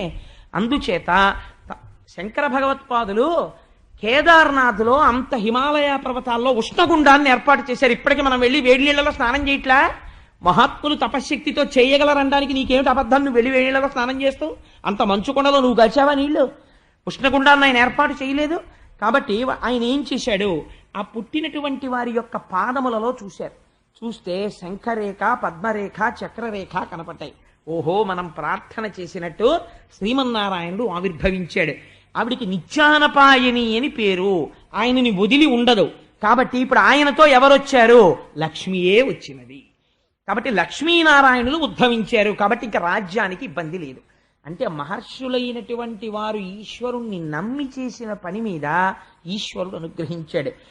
కనివారణ పచ్చుండగు మనుజేంద్రుని బాహులంత మదియించిన అందనగంబగు మిథునము జనియించెను సకల జనులు సమ్మదమందన్. అందరూ సంతోషపడిపోయేటట్టుగా అందులోంచి ఒక యువకుడు యువతి వచ్చారు. ఆ పిల్లవాడికి పృథువు అని పేరు పెట్టారు.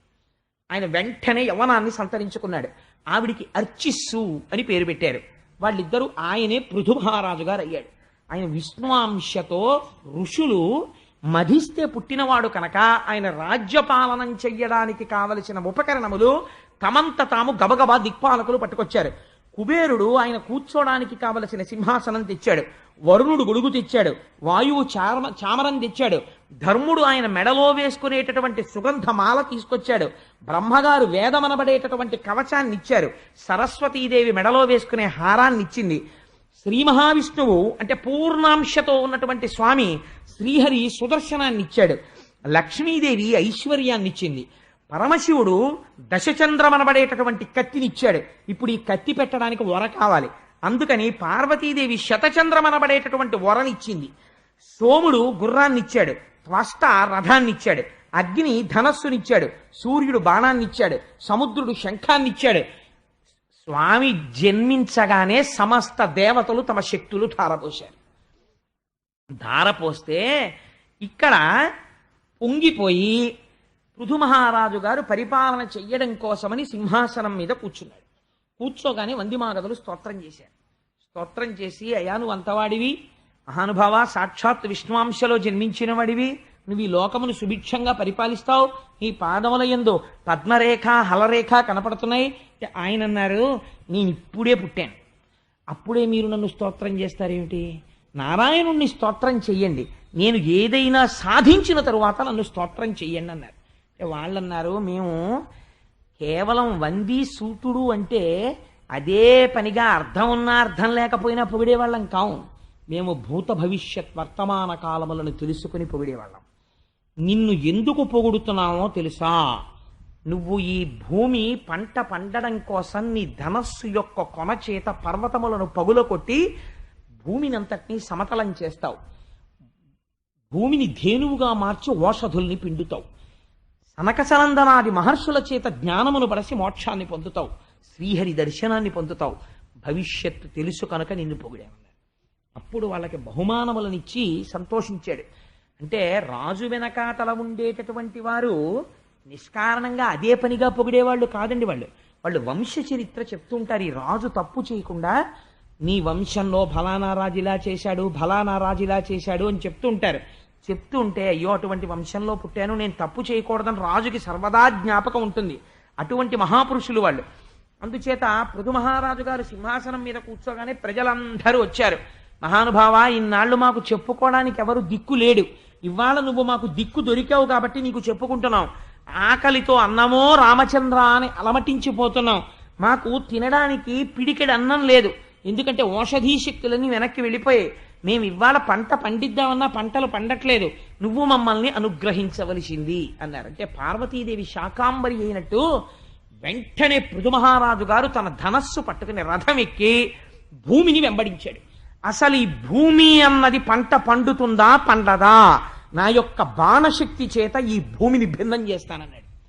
అంటే పృథు మహారాజు గారి యొక్క ఆగ్రహాన్ని చూసి భూమి గోరూపాన్ని పొంది పరిగెడుతోంది. భయపడి పరిగెడుతుంటే ఏ దిక్కుకు పరిగెడితే ఆ దిక్కుకు ఎదురొచ్చాడు. ఎదురొస్తే అప్పుడు గోవు ప్రార్థన చేసింది, స్వామి నువ్వే ఒకనాడు యజ్ఞవరాహమై నీ దంష్టలతో భూమిని పైకెత్తావు, నువ్వే ఈ భూమిలోంచి అన్ని రకములైనటువంటి శక్తులు, ఏ శక్తులు కావాలన్నా భూమిలోంచి వస్తాయండి, అన్ని శక్తులు ఇందులోంచి వచ్చేటటువంటి అదృష్టాన్ని నాకు కటాక్షించావు. కానీ నేను ఇందులో ఉండేటటువంటి ఓషధీ శక్తుల్ని బ్రహ్మగారు మొట్టమొదట ఈ భూమండలాన్ని స్వయంభౌమనుకి ఇచ్చేటప్పుడు ఈ భూమికి ప్రత్యుత్పత్తి చేసి ప్రజలకి అన్నం పెట్టగలిగినటువంటి శక్తిని ఓషధీతత్వము అనబడేటటువంటి పేరుతో తెచ్చి నాలో పెట్టి ఆశీర్వదించి తన చేత్తో ముట్టుకున్నాడు. అందుకని నాకు ఈ శక్తి వచ్చింది. నేను దీన్ని దేనికి కాపాడమని చెప్పాడు? మళ్ళీ యజ్ఞయాగాదులు చేస్తారు, అందుకని నువ్వు పంటలు పండి వారికి అందించని చెప్పాడు. కానీ ప్రజలు ఏం చేస్తున్నారు? ఇప్పుడు ఎవ్వడూ యజ్ఞయాగాదులు చెయ్యలేదు. వేణుడు చెయ్యవద్దన్నాడు, ప్రజలు మానేశారు. యజ్ఞయాగాదులు మానడం ఎంత ప్రమాదం వస్తుందో భాగవతం చెప్తోంది. అనుపమ మఖకర్మక్రియ అనయము లేకుండుట నేననాధృతనగుచున్ జననాయక ఈ లోకము ఘన చోరీభూతమగట కనుగొనియంతన్ సమనాది సిద్ధి కొరకై తవిలి తదీయౌషధీవితతులను ధరణీధవా ఏనప్పుడు గ్రసించితి అవియును నాయందు జీర్ణమయ్య కడంగం. పృథివీ అంది వీళ్ళందరూ దొంగలైపోయారు. దొంగ అంటే ఏమిటో తెలుసా అండి?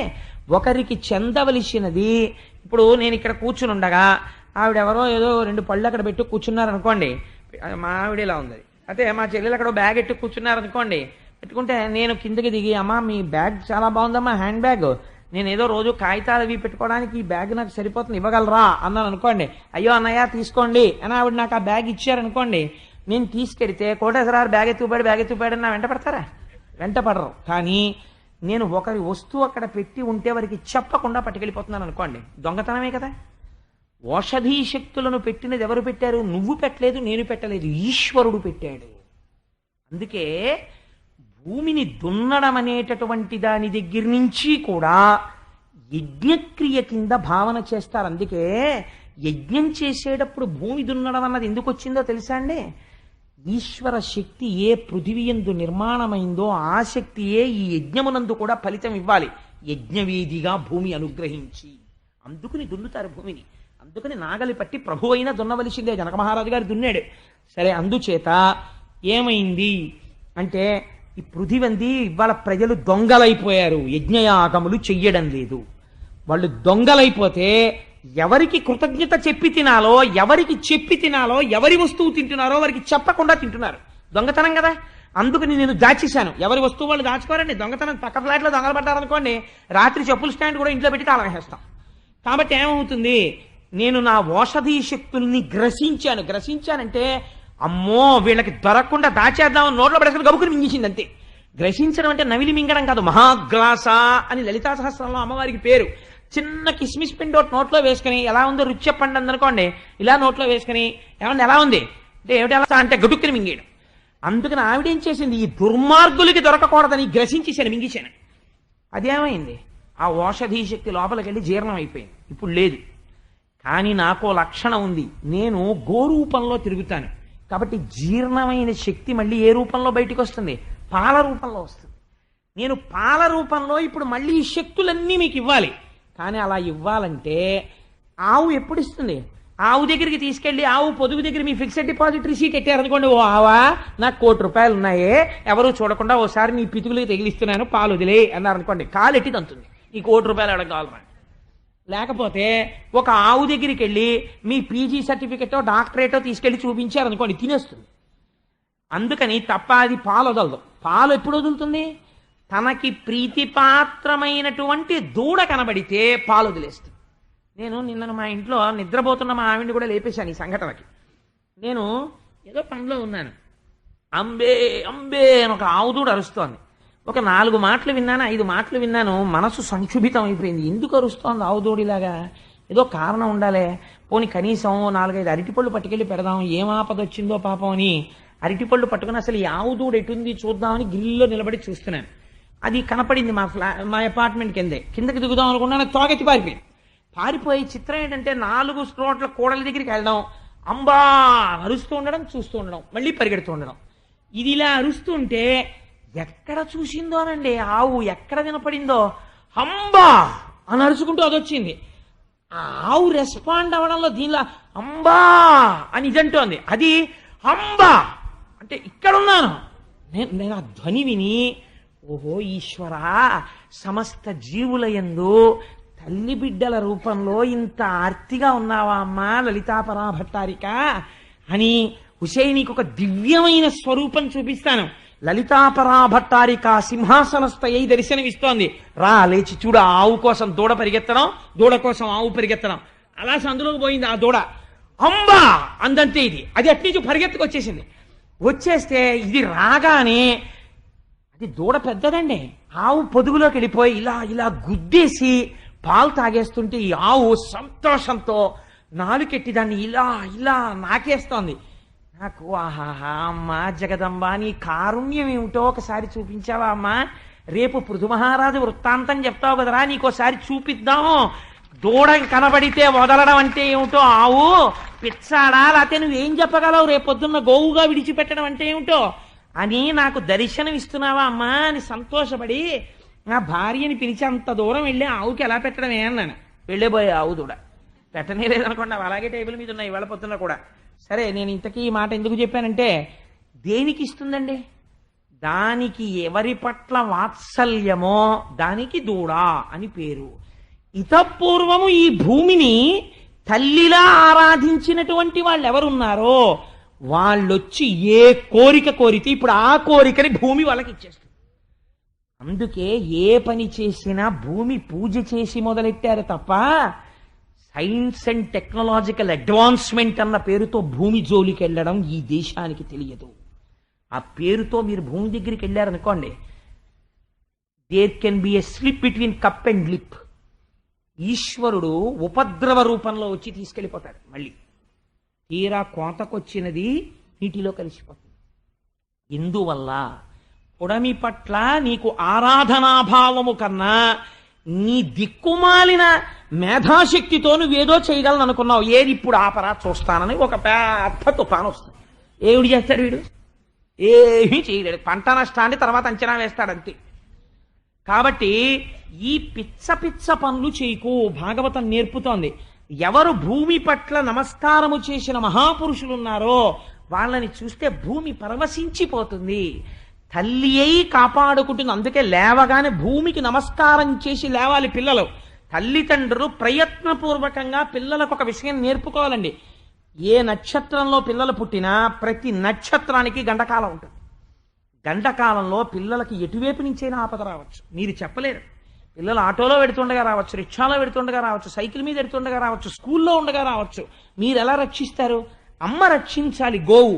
అందుకని పిల్లలకు ఒకటి నేర్పుకోవాలి తల్లిదండ్రులు. అమ్మా, నిద్ర లేవగానే కాలు పెట్టి దిగుతావు కదా, ఒక్కసారి భూమిని రెండు చేతులతో కళ్ళకద్దుకుని సముద్రవసనే దేవీ పర్వత స్తనమండలే విష్ణుపత్ని నమస్తుభ్యం పాదాహతిం క్షమస్వమే.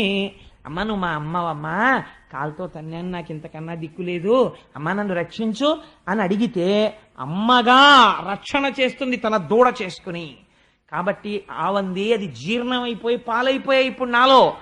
ఇప్పుడు నేను మళ్ళీ మీకు ఎన్ని రకాల శక్తులు కావాలో అన్నిటినీ వదిలిపెడతాను. నువ్వు అడుగుతున్నావు కాబట్టి, నువ్వు మహానుభావుడవు కనుక, నువ్వు రాజ్యక్షేమమును కోరిన వాడివి కనుక పృథు నీకోసం విడిచిపెడతాను. కానీ ఒక్క కండిషన్, నువ్వు భూమిపతివి.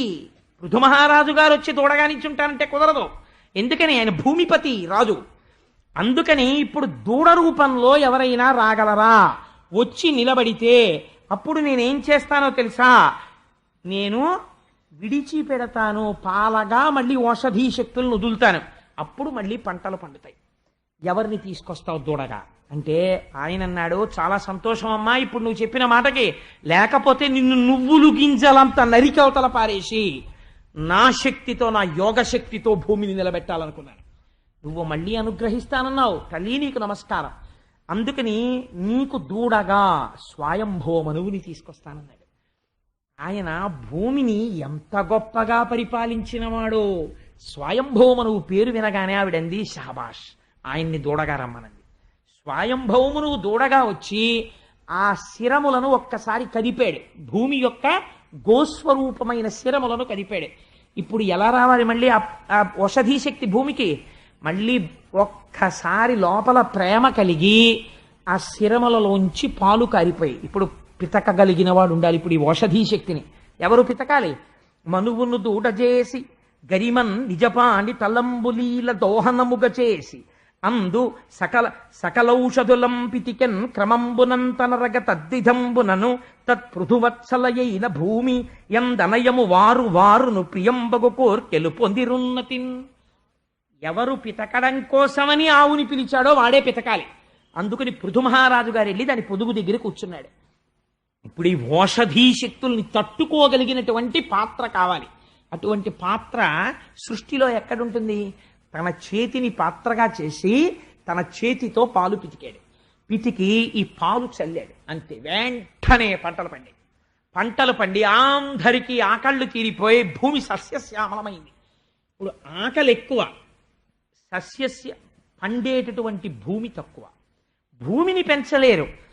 భూమిని ఇబ్బంది పెట్టి భూమి కళ్ళల్లో కారాలు కొట్టి పండమని అడగలేదు. ఎలా అడిగాడో చూడండి. పృథువు తన ధనస్సుని చేతపట్టి ఉంచి ధనస్సు యొక్క చివరి భాగంతో కొన్ని పర్వతాలని పడగొట్టి సమానం చేశాడు భూమిని. చేస్తే కొన్ని వేల హెక్టార్లు భూమి మళ్ళీ వ్యవసాయ యోగ్యమైంది. దీని మీదకొచ్చి నీరు నిలబడింది.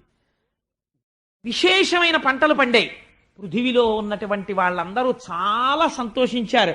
పృథు ప్రజలని రక్షించడానికి వ్యవసాయంలోను ఒక కొత్త ప్రయోగం చేసిన వాడివి కనుక, పంటల విషయంలో నా వాత్సల్యమును లోకమునకు చూపించి ఎగిరిపోయిన ఓషధీ శక్తులను మళ్ళీ ప్రభవింపచేసిన వాడివి కనుక, నువ్వు తండ్రివి, నేను కూతుర్ని, నీ పేరు నేను పెట్టుకుంటాను. నన్నింత వాత్సల్యంతో పేరు తెచ్చావు కనుక, నువ్వు నాకు పొడమికి భర్త వంటి వాడివైనా నీ వాత్సల్యమును కూతురుగా అనుభవించాను కనుక నేను పృథివీ అని పేరెట్టుకుంటానని భూమికి పృథు మహారాజు గారు పిండితే పృథివీ అన్న పేరు వచ్చింది. ఆ పేరు గుర్తు పెట్టుకుంటే మనకి నోటికి తినడానికి తిండి ఎక్కడ ఉందో గుర్తొస్తుంది. అందుకే జీవితంలో పృథు మహారాజు గురించి వినడం చాలా కష్టమయ్యా. వింటే కోరికలన్నీ తీరిపోతాయన్నారు. మళ్ళీ ఆ భూమి మీద కూర్చుని వింటుంటే కోరికలు రావండి. పృథువు గురించి వింటున్నారా పిల్లలందరూ అంటే భూమి పొంగిపోదు. అందులోంచి మీ కోరిక తీరే శక్తిని అమ్మ ప్రసరించదు, మీకు ప్రసరిస్తుంది. ఈయన ఎప్పుడైతే పిండుకున్నారో ఇంకా కోరికలున్న వాళ్ళు ఉన్నారు. వీళ్ళందరూ వచ్చారు, దేవతలందరూ పరిగెత్తుకొచ్చారు. ఇంద్రుణ్ణి దూడగా వదిలేరు. ఇంద్రుణ్ణి దూడగా వెళ్తే వాళ్ళకేం విడిచిపెట్టింది అమ్మ అంటే వీర్యము, ఓజము, ఋతము అనబడేటటువంటి మూడింటిని విడిచిపెట్టింది. వాటి పేర్లు వినండి చాలు, ఎందుకంటే వాటి గురించి ఇప్పుడు చెప్పాలంటే అది చాలా పెద్ద క్లాస్ అయిపోతుంది. అందుకని అదో పెద్ద ఉపన్యాసం. అందుకని సహనము లేదా వీర్యము, ఓజము, ఋతము, ఇదే సత్యం త్రత్తేన పరిశించామి. బ్రాహ్మణుడు భోజనం చేసేటప్పుడు సత్యము ఋతముగుగాక అని, రాత్రి ఋతము సత్యముగుగాక అని అడుగుతుంటాడు. సరే, అందుచేత దేవతలు ఇంద్రుణ్ణి దూడగా చేసుకుని ఈ మూడు పిండుకున్నారు. అసురులు అంటే రాక్షసులు ప్రహ్లాదుండి దూడగా చేసుకుని లోహపాత్రలో 3 రకాల సుర పిండుకున్నారు. గంధర్వులు, అప్సరసలు విశ్వావసుని దూడగా వదిలి పద్మంలోకి సౌందర్యాన్ని, మద్యాన్ని పిండుకున్నారు. అందుకే పద్మం అంత సౌందర్యంగా ఉంటుంది. సరే, పితృగణములు ఆర్యముని దూడగా చేసి పచ్చిమట్టి పాత్రలో కవ్యం పిండుకున్నాయి, అంటే శ్రాద్ధ కర్మలో ఉపయోగించేటటువంటి పదార్థాన్ని. ఆ తర్వాత సిద్ధులు కపిల మహర్షిని దూడగా చేసి ఆకాశం అనేటటువంటి పాత్రలోకి సిద్ధులు పిండుకున్నారు. అందుకే వాళ్ళు ఆకాశగమనం అవి చేయగలుగుతూ ఉంటారు. కింపురుషులు మయుణ్ణి దూడగా చేసి యోగం అనే పాత్రలోకి ధారణ అనే శక్తిని పిండుకున్నారు. యక్ష భూత పిశాచాది గణములు రుద్రుణ్ణి దూడగా చేసుకుని కపాలంలోకి రక్తాన్ని పిండుకున్నారు. పాములు తక్షకుణ్ణి దూడగా చేసుకుని తమ పుట్టలనబడేటటువంటి పాత్రలలోకి పురుగులు, ఫలములు అనబడేటటువంటి వాటిని పిండుకున్నాయి. వృక్షాలు తమ పటలు అంటే ఆ చెట్లకి పెద్ద పెద్ద పొరల్లా ఉంటాయి కదా, అటువంటి వాటిల్లోకి ఆ పట్టలలోకి రసాల్ని పిండుకున్నాయి. అందుకే చెట్లు ఇప్పటికీ మనకి అన్ని రకాల రుచులు చెట్టుల్లోంచే వస్తాయి. కుంకుడు చెట్టు, మామిడి చెట్టు పక్క పక్కన పెట్టినా కుంకుడుకాయ చేదుగానే ఉంటుంది, మామిడి పండు తీయగానే ఉంటుంది. ఆనాడు పిండుకున్నాయి పృథివీ అనబడే గోవులోంచి. ఆ శక్తే ఇప్పటికీ చెట్లకుంది, ఉండి మనకి రసపోషణం చేస్తున్నాయి. ఇలాగా పృథు మహారాజు గారు ఆనాడు ఎవ్వరూ చెయ్యనటువంటి విజయాన్ని సాధించి భూమండలాన్ని అద్భుతంగా పరిపాలన చేస్తున్నాడు. ఇత పూర్వం ఎన్నడూ ఎరగరు. అందరూ ఎక్కడ చూసినా పరమ సంతోషంతో ఆనందంగా జీవితాలు గడుపుతున్నారు. చొరభయం లేదు. ప్రభువు మంచి దండన శక్తితో ఉన్నాడు. ఇటువంటి స్థితిలో ఆయన 100 అశ్వమేధయాగములు చెయ్యాలి అని సంకల్పం చేశాడు. బ్రహ్మావర్తము అని స్వయంభవమును పరిపాలించినటువంటి ప్రాంతమునకు వెళ్ళి సరస్వతి, తృషద్వతి అనబడేటటువంటి రెండు నదుల మధ్య ప్రాంతంలో యజ్ఞశాల కట్టి 99 అశ్వమేధయాగములు చేశాడు. ఇక్కడే మీరు ఒక గొప్ప రహస్యాన్ని పట్టుకోవాలి. ఆయన పృథు మహారాజు గారే అవచ్చు. లోకాన్ని సంతోషపెట్టాడు, అంతవరకు బాగుంది. తను తరించాలి కదా. తను తరించడం అన్నది ఒకటి ఉంది కదా. ఎన్ని యజ్ఞాలు చేస్తాడు? యజ్ఞాల వల్ల ఏమొస్తుంది? పుణ్యం వస్తుంది. పుణ్యం ఏమవుతుంది? కొన్నాళ్ళకి క్షీణించిపోతుంది. క్షీణించిపోతే ఏమైపోతాడు? మళ్ళీ కింద పడిపోతాడు. కాబట్టి ఇప్పుడు ఆయన సంస్కరింపబడాలి. ఈ యజ్ఞాలు ఎన్ని చేసేస్తావు? ఆ కర్మకి ఒక అంతం ఉండాలి. అందుకని 99 యజ్ఞములైన తర్వాత 100వ యజ్ఞం చేస్తున్నారు. చేస్తుండగా దేవేంద్రుడు ఒక విచిత్రమైనటువంటి రూపంతో పెద్ద పెద్ద జటలు కట్టుకుని వచ్చి ఆ యాగాశ్వాన్ని ఎత్తుకుని పారిపోతున్నాడు. పారిపోతుంటే అత్రి మహర్షి కనిపెట్టారు. ఎత్తుకుపోతున్నవాడు ఇంద్రుడే. బాణం వేసి ఆ గుర్రాన్ని వెనక్కి తీసుకురమ్మన్నారు. పృథుమహారాజు గారి కొడుకు బయలుదేరాడు.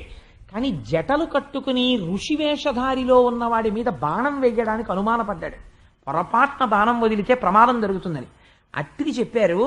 అత్రి అంటే సామాన్యుడు కాదండి, అత్రి వంశంలో పుట్టిన వాళ్ళే ఆత్రేయస గోత్రీకులు, 3 గుణాలకు అతీతుడు. అందుకే అసూయ ఉండదు ఆయనకి. అందుకని అటువంటి మహాపురుషుడు కనుక ఆయన ఇంద్రుడే, ఏ రూపంలో ఉన్నా నేను పసిగట్టగలను, నువ్వు నిర్భయంగా బాణం వదిలేయన్నాడు.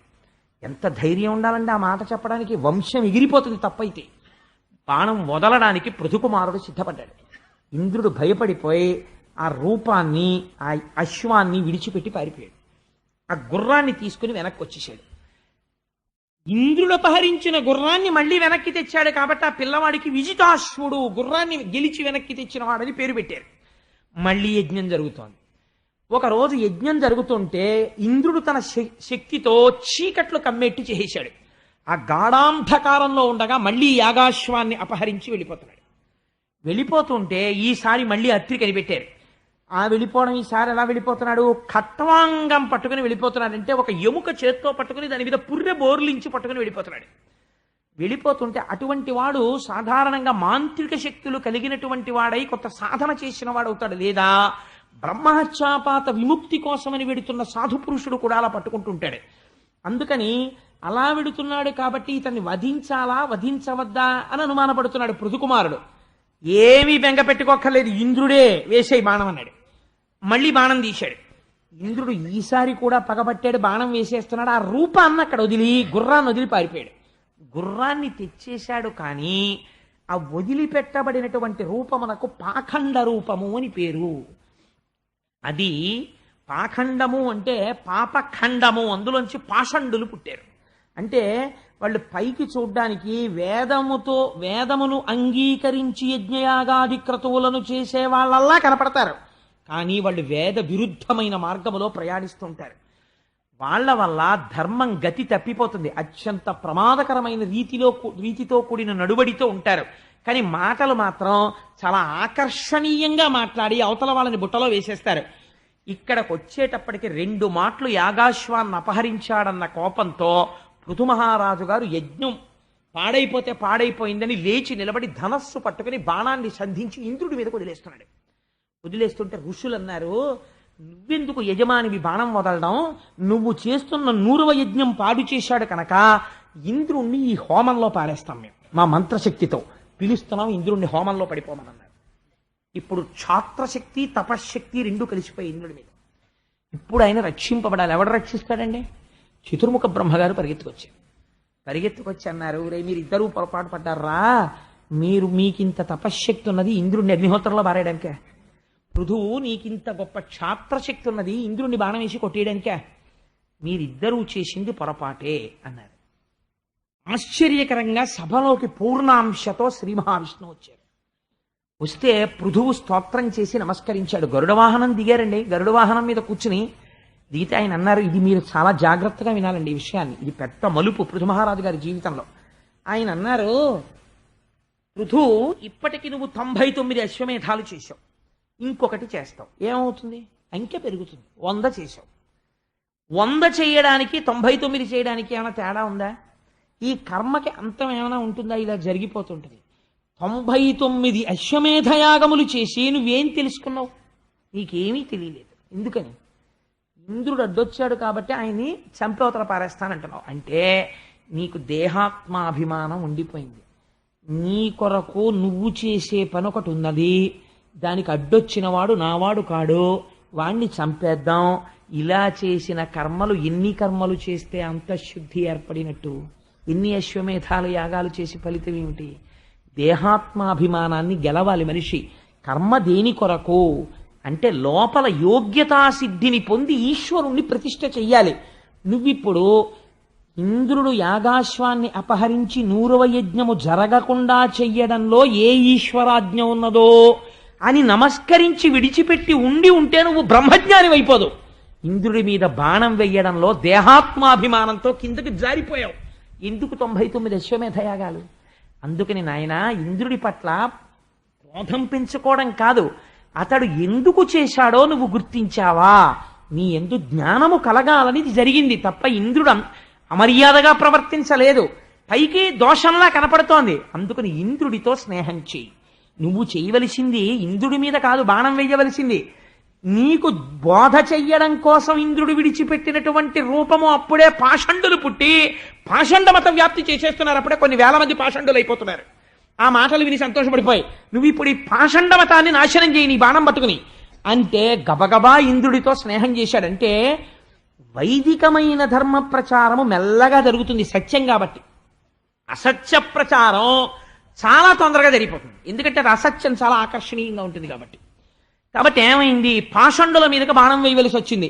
అప్పుడు శ్రీహరి యొక్క పాదపద్మములను పట్టి, మహానుభావా నాకింతటి ఉపకారం చేశావు, నీ యొక్క దర్శనము చేత నాలో ఉన్నటువంటి అజ్ఞాన రాశి దగ్ధమైంది, నాకు నీ యొక్క దర్శనమును కటాక్షించి ఇంత జ్ఞానబోధ చేసినటువంటి నీకు నేను ఏ విధంగా పూజ చెయ్యగలను అని అడిగాడు. మనకి పృథు మహారాజు గారిలో ఉన్న గొప్పతనం ఏమిటో తెలుసా అండి, కేవలం గోవుగా చేసి పితకడం కాదు. మనకి నవవిధ భక్తులు ఉన్నాయి. శ్రవణం, కీర్తనం, విష్ణోః స్మరణం, పాదసేవనం, అర్చనం, వందనం, దాస్యం, సఖ్యం, ఆత్మనివేదనం అని. శ్రవణం వినుట, ఎవరిలా వినాలి? పరీక్షిత్తులా విని పరీక్షిత్తు మోక్షం పొందాడు. వినడం అలా వస్తే చాలా మోక్షం వస్తుంది. కీర్తనం పరవశించి చెప్పుకోవడం, ఎవరిలా చెప్పుకోవాలి? శుకుడిలా చెప్పుకుని మోక్షం పొందేశాడు శుకుడు. కీర్తనం, విష్ణోః స్మరణం తలుచుకోవడం, ఎవరిలా తలుచుకోవాలి? ప్రహ్లాదుల్లా తలుచుకు మోక్షం పొందేశాడు ప్రహ్లాదుడు. పాదసేవనం అయ్యవారి పాదములు సేవించడం అంటే అర్చన చెయ్యడం. అర్చన చెయ్యడానికి ఎవరిని చెప్తారు? పాదసేవనం. అయ్యవారి యొక్క పాదసేవనానికి ఎవరు? లక్ష్మీదేవి. అర్చనం, శ్రవణం, కీర్తనం, విష్ణోః స్మరణం, పాదసేవనం, అర్చనం పూజ చెయ్యడం. పూజ చేయడానికి ఎవరిని చెప్తారో తెలుసా అండి? పృథు మహారాజు గారిని. వందనం నమస్కారం, అక్రూరుడు ఎదర దశమస్కంధంలో విందురుగాని అక్రూరుడి నమస్కారం ఎలా ఉంటుందో. వందనం సఖ్యం స్నేహం అర్జునుడు. అందుకని శ్రవణం, కీర్తనం, విష్ణోః స్మరణం, పాదసేవనం, అర్చనం, వందనం, దాస్యం హనుమ. వందనం, దాస్యం, సఖ్యం, ఆత్మనివేదనం బలిచక్రవర్తి. 9 రకాల భక్తులకి 9 మంది ప్రతీకలు ఉన్నారు. అందులో అర్చన భక్తికి పృథు మహారాజు గారు గొప్పవాడు. ఇప్పుడు శ్రీ మహావిష్ణువు అన్నారు ఈ ఇందుకనండి పృథు మహారాజు గారి జీవితంలో ఈ 3 ఘట్టాలు వింటే సంతానం లేని వాళ్ళకు కూడా సంతానం కలుగుతుందనడానికి కారణం అది. శ్రీ మహావిష్ణువు అన్నారు నీకు ఏ వరం కావాలో కోరుకోవయ్యా, ప్రపంచంలో ఒక ఆశ్చర్యకర సంఘటన ఉంటుంది, వరం ఇచ్చి నేను వెళ్ళిపోతాను, నిన్ను చూస్తుంటే వదిలిపెట్టి వెళ్ళలేక గరుడుమంతుడి మీదకి ఎక్కి దిగిపోవడం కింద దిగిపోయి ఆయన మీద చెయ్యేసుకుని నేను అలాగే నిలబడి నిన్ను చూస్తున్నాను. నువ్వు ఇంతటి ధార్మికుడివి, ఇంతమందికి అన్నం పెట్టావు, భూమిని గోవును చేసి క్షీరములు పిండావు, నాయనా నీకే వరం కావాలన్నారు. అంటే ఆయన అన్నాడు స్వామి నన్ను మళ్ళీ మోహ పెడదాం అనుకుంటున్నావా? నాకెందుకు స్వామి వరాలు, నాకు అక్కర్లేదు. నాకు ఏ వరం కావాలో తెలుసా? ఘనమగుదేవ ఈవెరమె కాదు మహాత్మక వాగ్వి నిర్గితంబగు తావకీన చరణంబుజచారు మరంద రూపమై తనరిన కీర్తియున్ విని ముదంబును పొందగలేని మోక్షమైనను మది కొరనొల్లా అఘనాశ రమేశ సరోజలోచన. తండ్రి నాకు మోక్షం కూడా అక్కర్లేదు, నాకు కావలసింది ఏమిటో తెలుసా? నీ పాదార విందములను గూర్చి వర్ణన చేసి నీ గురించి స్తోత్రం చేస్తుంటే, నీ కథలు చెప్తుంటే అలా విని పొంగిపోయేటటువంటి స్థితి నాకు చాలు తప్ప మోక్షం వస్తే నీలో కలిసిపోయి మళ్ళీ నాకు ఆ శ్రవణానందం దొరకదు. ఈశ్వరుడి కథలు చెప్తుంటే పొంగిపోతూ వినే అదృష్టం ఎక్కడ ఉంటుంది? అందుకు నాకు ఆ అదృష్టం చాలు, అందుకు నాకు వరం అక్కర్లేదన్నాడు. ఎవరు అనగలరండి? అందుకే మన వాళ్ళు ఒక విచిత్రమైన ఉదాహరణ చెప్తారు. ఈశ్వర కథకున్న గొప్పతనం ఏమిటంటేట, ఈశ్వరుడి గురించి కథ చెప్తున్నారు అనుకోండి, అయ్యయ్యో వీళ్ళందరూ పాపం ఎంత బాగా వింటున్నారో అని గభాలన ఆకాశంలోంచి ఈశ్వరుడు కిందకి దిగాడు అనుకోండి. దిగితే ఇలా ఒకసారి చూసి ఇలా తట్టి నేనే వచ్చాను అంటున్నాడు అనుకోండి. ఆ పక్కన ఉన్న వాళ్ళని కాసేపు ఆగవే బాబు నువ్వే అయితే అయి ఉండొచ్చు కన్నా కథ అని ముందంటారట. ఈశ్వరుడి కన్నా ఈశ్వరి కథ గొప్పగా ఉంటుందట అయింది. అందుచేత ఈశ్వర నీ కథలు వినగలిగినటువంటి అదృష్టాన్ని నాకు కల్పించు అని సృష్టిలో ఎవరు కోరని కోరిక ఒకటి కోరాడండి పృథు మహారాజు గారు. ఎంత చిత్రమైన కోరిక చూడండి ఇది. జగదీశ దేవయుష్మత్వద కైంకర్య పరతడనర్చు సాగరతనూజ కృత్యంబునందు అకిల్బిషబుద్ధినే ప్రీతి కోరుట జగన్మాతయైన ఆ రమా సతితోడి వైరమవశ్యంబు కల్గు అయినను దయాకార నీవు దీనవత్సులుడవు కాన స్వల్పంబైన అధికంబు చేయుదవుగాన భవ్య చరిత నిజ స్వరూపంబునందు అభిరతుడవైన నీవు నన్నాదరించుపగిది ఇంగిరనాదరింపవు మహాత్మ భక్త జనలోక మందార భవవిదూరా. స్వామి, ఇంతకాలం నుంచి లోకంలో ఒక నానుడి ఉన్నది. ఏమిటా నానుడి అంటే లక్ష్మీ మహీత దునరూప నిజానుభావ నీలాది దివ్య మహిషీకర పల్లవానాం ఆరుణ్య సంక్రమణత కిల సాంద్ర రాగౌ శ్రీ వెంకటేశ చరణౌ శరణం ప్రపద్యే. స్వామివారి పాద సేవ చెయ్యడం అంటే లక్ష్మీదేవి చేయగలదు. అంత గొప్ప సేవ చేస్తుందని ఒక పేరు. ఇవాళ నేను ఒక వరం అడుగుతున్నాను. ఏమిటో తెలుసా వరం? నీ పాదాల్ని అంత పూనికతో అర్చించేటటువంటి లక్ష్మీదేవికి ఇప్పుడు నేను అడుగుతున్న వరం వల్ల నాకు అమ్మవారికి దెబ్బలాట వచ్చి తీరుతుంది. అయినా కూడా నువ్వు నా వైపే మొగ్గుతావు. ఎందుకో తెలుసా? ఇంతకాలం నుంచి లక్ష్మీదేవి సేవలు పొందేవుగా. ఆవిడ సేవలు లేకపోతే నీకు పూర్ణత్వం ఏం తగ్గిపోదుగా. అల్పమైనటువంటి వాడు కోరినా కూడా అధికమైనది నువ్వు ఇస్తావు. అలా ఇవ్వడంలో నీ గొప్పతనం ఉంది. అప్పుడే నీ గుణాలు ప్రకాశిస్తాయి. నేనొకటి అడుగుతున్నాను. ఏమిటో తెలుసా? లక్ష్మీదేవి ఇంతకాలము నిన్ను ఎలా అర్చన చేసిందో అంతకన్నా గొప్పగా అర్చించగలిగిన శక్తి నాకు కటాక్షించు. వీడెత్తుకుపోయాడు రా నాకున్నటువంటి అదృష్టాన్ని, నా కైంకర్యాన్ని అని అమ్మవారికి నా మీద కోపం వచ్చి మాకు దెబ్బలాట వస్తే రావచ్చుగాక. కానీ మా అమ్మ కదా సంతోషపడిపోయి ఒప్పుకుంటుంది. స్వామి, నేను అలా పూజ చెయ్యగలిగిన శక్తి నాకి అన్నాడు. ఇది పూజనిష్ట అంటే పృథు మహారాజు గారిది. అందుకే మనకి షోడశోపచారాలు వచ్చాయండి. పూజ తరించిపోతాడు పూజ చేసేటప్పుడు. ఆవాహయామి అంటే స్వామి రండి అని పిలుస్తాడు. నిజంగా స్వామి వచ్చినట్టు హస్తయోహ అర్ఘ్యం సమర్పయామి. ఇప్పుడు రేపు పొద్దున్న లక్ష్మీదేవి కళ్యాణం విన్న తర్వాత మీరు చేదురుగాని పూజ హస్తయోహ అర్ఘ్యం సమర్పయామి. అమ్మ చేతులు కడుక్కో. పాదయోహ పాద్యం సమర్పయామి. స్వామి కాళ్ళు కడుక్కోండి. అలా అనగానే మీరు ఏం చెయ్యాలి? మీ పిల్లాడైతే ఊరుకుంటారా? మీ అమ్మగారు నాన్నగారు అయితే ఊరుకుంటారా? గబగబా ఉత్తరం ఇచ్చి అమ్మ చేతులు తుడుచుకో, నాన్నగారంటే కాళ్ళు తుడుచుకోండి అని గబగబా తుడిచేసేరు. అందుకని ఆ కాళ్ళు చేతులు తుడిచేసి స్వామి కూర్చోండి స్నానం చేయండి అని చెప్పి అమ్మవారికి చక్కగా స్నానం చేసేసిన తర్వాత మంచి మానసికంగా పచ్చటి పట్టు పీతాంబరం ఇస్తే అమ్మవారు పట్టు బట్ట కట్టుకుని అయ్యవారు పట్టుబట్టలు కట్టు కూర్చుంటే చక్కగా ఇలా విభూతి పెట్టి ఇద్దరికి కస్తూరి తిలకాలు పెట్టి అమ్మవారికి ఎంత మాత్రం జ్వాల లేకుండా సాంబ్రాణి పొగ అమ్మవారి కేశపాశం దగ్గరికి వెళ్ళి వేస్తే ఆ సాంబ్రాణి పొగతో అమ్మవారి నల్లటి జుట్టంతా పొగవాసన పట్టేస్తే మీరు ఎంతో అందంగా అమ్మవారికి కేశపాశం ముడేసి అందులో చంపకాశోక పున్నాక సౌగంధిక లసత్కచ బంగారు పాత్రలోంచి దండలు తీసి ఓయ్ రే నీకు ఇంత బాగా ముడేయడం ఎప్పుడు వచ్చింది రోయ్ అని అమ్మ నవ్వుతుంటే ఏమిటనుకుంటున్నావు మన అబ్బాయి అంటే వాడికి అన్ని విద్యలు వచ్చు అని స్వామి నవ్వుతుంటే అమ్మ ముడిలో చక్కగా మీరు అమ్మవారికి పుష్పమాలలో అలంకారం చేసి మంచి మంచి వజ్రాల నగల పెట్లు తీసుకొచ్చి అక్కడ పెట్టి మానసికంగా చేయడానికి దరిద్రం ఏమిటండి?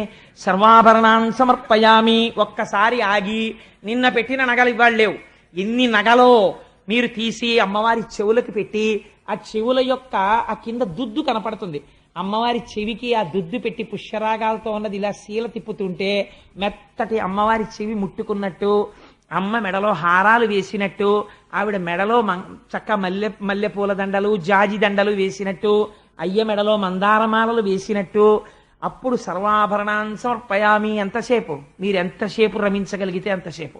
అంతా అయిన తర్వాత పాదముల వరకు మంజీరములు అన్నీ పెట్టేసిన తర్వాత మీకు మానసికంగా ఒక ఆర్ట్ వచ్చేస్తుంది. ఎవరికీ తెలియదు మీరు అలా అలంకారం చేయగలరని.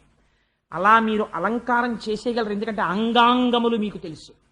అలా మీరు అమ్మవారిని అమ్మ చేయి జాపమ్మా అని గబగబా పెట్లోంచి తీసేసి అమ్మవారికి 5 వేళ్లకి ఉంగరాలు పెట్టేసి బొట్టన వేలతో సహా, ఎంత ఎర్రటి వేళ్ళమ్మా ఓసారి చేయి తల మీద పెట్టు అని తల మీద పెట్టించేసుకుని అయ్యవారికి కంకణాలు పెట్టేసి ప్రాతర్నమామి పరమేశ్వరప బాహుదండాన్ ఖట్వాంగ శూల హరిణాహ పినాక యుక్తాన్ గౌరీ కపోలకు చరంజిత పత్ర రేఖాన్ అని.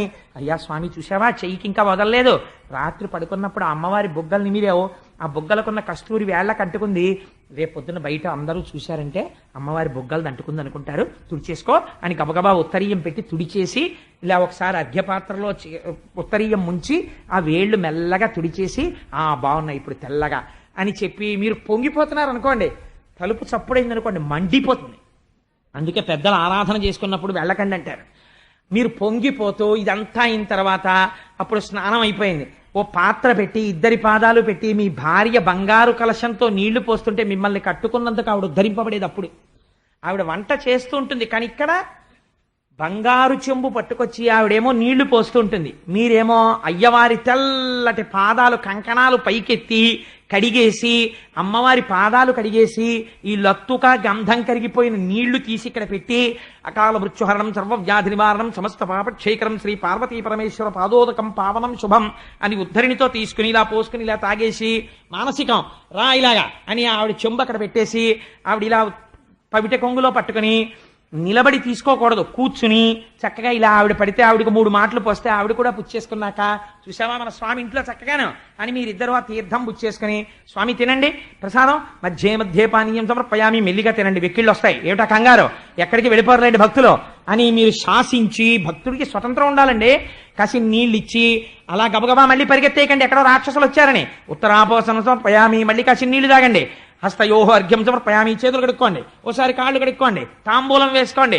అబ్బా ఎంత ఎర్రగా ఉన్నాయో నీళ్లు, నోరు అమ్మో నా కనురాపు తగులుతుందేమో, ఉమా కాంతాయ కాంతాయ కామితార్థ ప్రదాయినే నీరాజనం తిప్పి ఇంత తొందరగా నేను నీలో కలిసిపోవాలి భావంలో అని మంత్రపుష్పం చెప్పుకుని మీరు లేచి బయటికి వస్తున్నారనుకోండి, అది పూజ కదా. కాబట్టి ఇప్పుడు ఎక్కడ పూజ, బాహ్యమునందా ఆంతరమునందా? ఇది పృథువు చేశాడు, మార్చి మార్చి మార్చి మార్చి అనుభవించాడు. రేపు వామనమూర్తి యొక్క విషయంలో మీరు విందురు గాని నూత్ర మర్యాదంచెందు కరంబు క్రిందగుట అంటారు పోతన గారు, ఒక అద్భుతమైన మాట. అదే ఉపచారాలు కానీ భక్తుడు మార్చి మార్చి మార్చి మార్చి ఆ సమాధిలో ఆ మానస పూజలో అనుభవించేస్తుంటాడు. కాబట్టి అటువంటి అర్చన చేశాడు పృథువు. అర్చన చేస్తే ఈశ్వరుడు ఆయన పట్ల విశేషమైనటువంటి ఆనందాన్ని పొంది ఒకనాడు సత్రయాగం చేసి సత్రయాగంలో అందరికీ కూడా వారి వారి విధులను గూర్చి ప్రసంగం చేశాడు. బ్రాహ్మణుడు ఎలా జీవించాలో, క్షత్రియుడు ఎలా జీవించాలో, భూమిని ఎలా రక్షించాలో. ఇప్పుడు ఏమైంది, కర్మయందు శుద్ధి కలిగింది, కర్మయందు శుద్ధి భక్తికి దారితీసింది, అపారమైన భక్తి వైరాగ్యానికి దారితీసింది. ఇవన్నీ కాదురా శాశ్వతం, ఈశ్వరుడి పాదాలు పట్టుకోవాలన్న వైరాగ్య బుద్ధి అంకురించింది. కొడుకులు పెద్దవాళ్ళు అవుతున్నారు, ఇప్పుడు జ్ఞానం ఇవ్వాలి. ఒక రోజున సత్రయాగం జరుగుతుండగా సనక సనందనాది మహర్షులు కిందకి దిగారు. వాళ్ళ పేరు చెప్తే చాలండి సభంతా గంగా స్నానం చేసినట్టే. అన్ని ఉన్నాయి కాబట్టే పృథు మహారాజు గారి చరిత్రకు అంత గొప్పతనం ఇచ్చేశారు. సనక సనందనాదులు కిందకి దిగారు. మహాపురుషులైనటువంటి వారు లేచి నడిచి వస్తున్నప్పుడు అంత తేజస్సు లేనివాడు కూర్చుంటే ఆయుర్దాయం తగ్గుతుంది, ప్రాణములు తమ తమ స్థానములలోంచి లేస్తాయి.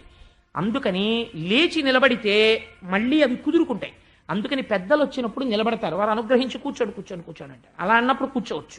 అంటే ఇప్పుడు అందుకే నేను మొన్నటి రోజున తత్వవిధానంద సరస్వతి స్వామి వారు వచ్చినప్పుడు మనం నిలబడలేదు. నేను ఉత్తర క్షణం సభ తరపున వారికి క్షమార్పణ చెప్పాను. స్వామి మీరు అన్యథా భావించకండి, స్వామి యొక్క విష్ణు సహస్రనామ స్తోత్ర పారాయణం అవుతున్న కారణం మీద ఇంతమంది లేచి నిలబడి కూర్చుంటే కొంచెం ఇబ్బంది కలుగుతుందని స్వామి నామపారాయణం జరుగుతోంది కాబట్టి లేవలేదు, ఈ అపచారము మన్నింపబడుగాక అంటే వారి ఉత్తర క్షణం ఏం పర్వాలేదు నేను దాన్ని స్వీకరించినట్టే అన్నారు. క్షమార్పణ చెప్పాలి మహాపురుషులకి, వారు వచ్చినప్పుడు నిలబడకపోతే. లేకపోతే నేను ఇంకా భాగవతం చెప్పడం ఎందుకండి, మిమ్మల్ని నిలబడద్దని చెప్పినప్పుడు నేను క్షమార్పణ చెప్పాలి మీ తరపున. అందుకని క్షమార్పణ చెప్పాను నేను వెంటనే వారికి. కాబట్టి ఆ సనక సనందనాదులు రాగానే పృథువు లేచి నిలబడ్డాడు, వాళ్ళని అర్చించాడు, అర్ఘ్యం ఇచ్చాడు, పాద్యం ఇచ్చాడు, ఉచితాసనమున కూర్చోపెట్టి తత్వవిధానంద సరస్వతి స్వామి వారిని శ్రీగారు అడిగిన ప్రశ్న అడిగాడు. ఏమడిగాడంటే, సంసారములో ఉన్న తింగరులం కదా స్వామి, మేము ఎలా తరిస్తామండి, మేము తొందరగా తరించడానికి ఏదైనా మార్గం ఉందా, మీ వంటి మహాపురుష దర్శనం మాకు అస్తమానం దొరుకుతుందా, అందుకుని మాకు కృప చెయ్యండి. ఒక గొప్ప మాట చెప్పాడండి. చాలా ఈశ్వర్యవంతుడు, అతి దరిద్రుడు, బాహ్యమునందు కాదు. బాహ్యమునందు ఒక ఆయన ఐశ్వర్యవంతుల్లా కనిపించచ్చు, ఒకడు దరిద్రుల్లా కనిపించచ్చు, కానీ ఆంతరమునందు ఒకడు ఈశ్వరుడి దృష్టిలో గొప్ప ధనవంతుడు, వేరొకడు కటిక దరిద్రుడు. ఏ కారణము చేత అని అడిగితే ఆయన అన్నారు, మహానుభావుడు సనక సనందనాదులు ఆ రోజున చెప్పారు, ఎవడు మహాపురుషుణ్ణి తన ఇంటికి తీసుకెళ్లి ఆతిథ్యం ఇచ్చి గడప దాటించి వారి పాదములకు వంగి నమస్కరించి తన ఇంటిలో ఉన్న తృణమో పణమో వారికి సమర్పించి గృహస్థాశ్రమము సన్యాసాశ్రమమునకు భిక్ష పెట్టడానికి ఉపయోగపడుతోందో, ఒక తత్వవిధానంద సరస్వతి వంటి మహాపురుషుడికి ఆతిథ్యం ఇస్తోందో, అటువంటి వాడు ఈశ్వరుడి దృష్టిలో అపారమైన ఐశ్వర్యవంతుడు. వాడురా ఐశ్వర్యవంతుడంటే నన్ను నమ్ముకున్న వాడికి ఆతిథ్యం ఇచ్చాడు కనుక అన్నారు. కాబట్టి చూడండి, సనక సనందనాదులకు ఆతిథ్యం ఇచ్చి ఆంతరమునందు కోట్లకి పడగలెత్తాడు ఇప్పుడు పృథుమహారాజు గారు. ఎత్తి ఈ ప్రశ్న అడిగితే వాళ్ళన్నారు, అయ్యా గృహస్థాశ్రమంలో ఉండి చాలా కాలము పాపకర్మల యందు మగ్నుడై ఈశ్వరుడి వైపుకి తిరగని వాడు చెయ్యవలసిన మొట్టమొదటి పని ఏదో తెలుసా? జీవితం తరించడానికి ధరణి సజ్జన సంగంబు తలపనుభయ సమ్మతంబగు వారలు సలుపునట్టి సరస సంభాషణ ప్రశ్న సరణి నిఖిల జనములకు సుఖకరమగు జనవరేణ్య. భగవంతుడి పాదాలు పట్టి నమస్కరించగలిగినటువంటి నిపుణత కలిగినటువంటి ఒక మహాభక్తుడితో స్నేహము పెట్టుకుంటే ఏమవుతుంది? నువ్వు వారింటికి వెళ్ళినా వారు నీ ఇంటికి వచ్చినా ఆయన ఎప్పుడూ ఈశ్వరుడు గురించి మాట్లాడతాడు. ఆయనతో కూడిక నీ జీవితాన్ని మార్చి ఈశ్వరుడి యొక్క సేవ వైపుకి తిప్పేస్తుంది. నీకేదైనా అనుమానం ఉంది, సిద్ధాన్నము నీ ఇంట ఉన్నది, నువ్వు పరిగెత్తుకెళ్ళి నీ స్నేహితుడిని అడగచ్చు, అయ్యా ఇది ఎలాగండి ఉపాసన అని అడగచ్చు. పరమ సంతోషంతో ఆయన నీకు వివరణ చేస్తాడు. భాగవతులతోడి స్నేహము ఏనుగు తొండం ఇలా తిరుగుతూ ఉంటే అంకుశంతో పొడిచినట్టు భాగవతులు మనస్సుని ఈశ్వరుడి వైపుకి తిప్పేస్తారు. తిప్పితే ఏమవుతుంది? ఇప్పటి వరకు నీటి ఒడ్డున మొలిచిన గడ్డి నీటిని లాగేసినట్టు ఇప్పటి వరకు ఇంద్రియాలు కాలమునందు ఉన్న సమయమును లాగేసినవి ఇప్పుడు ఈశ్వరుడి వైపుకి తిరిగి శమదమాది సంపత్తి భక్తి వైరాగ్యము కలుగుతాయి.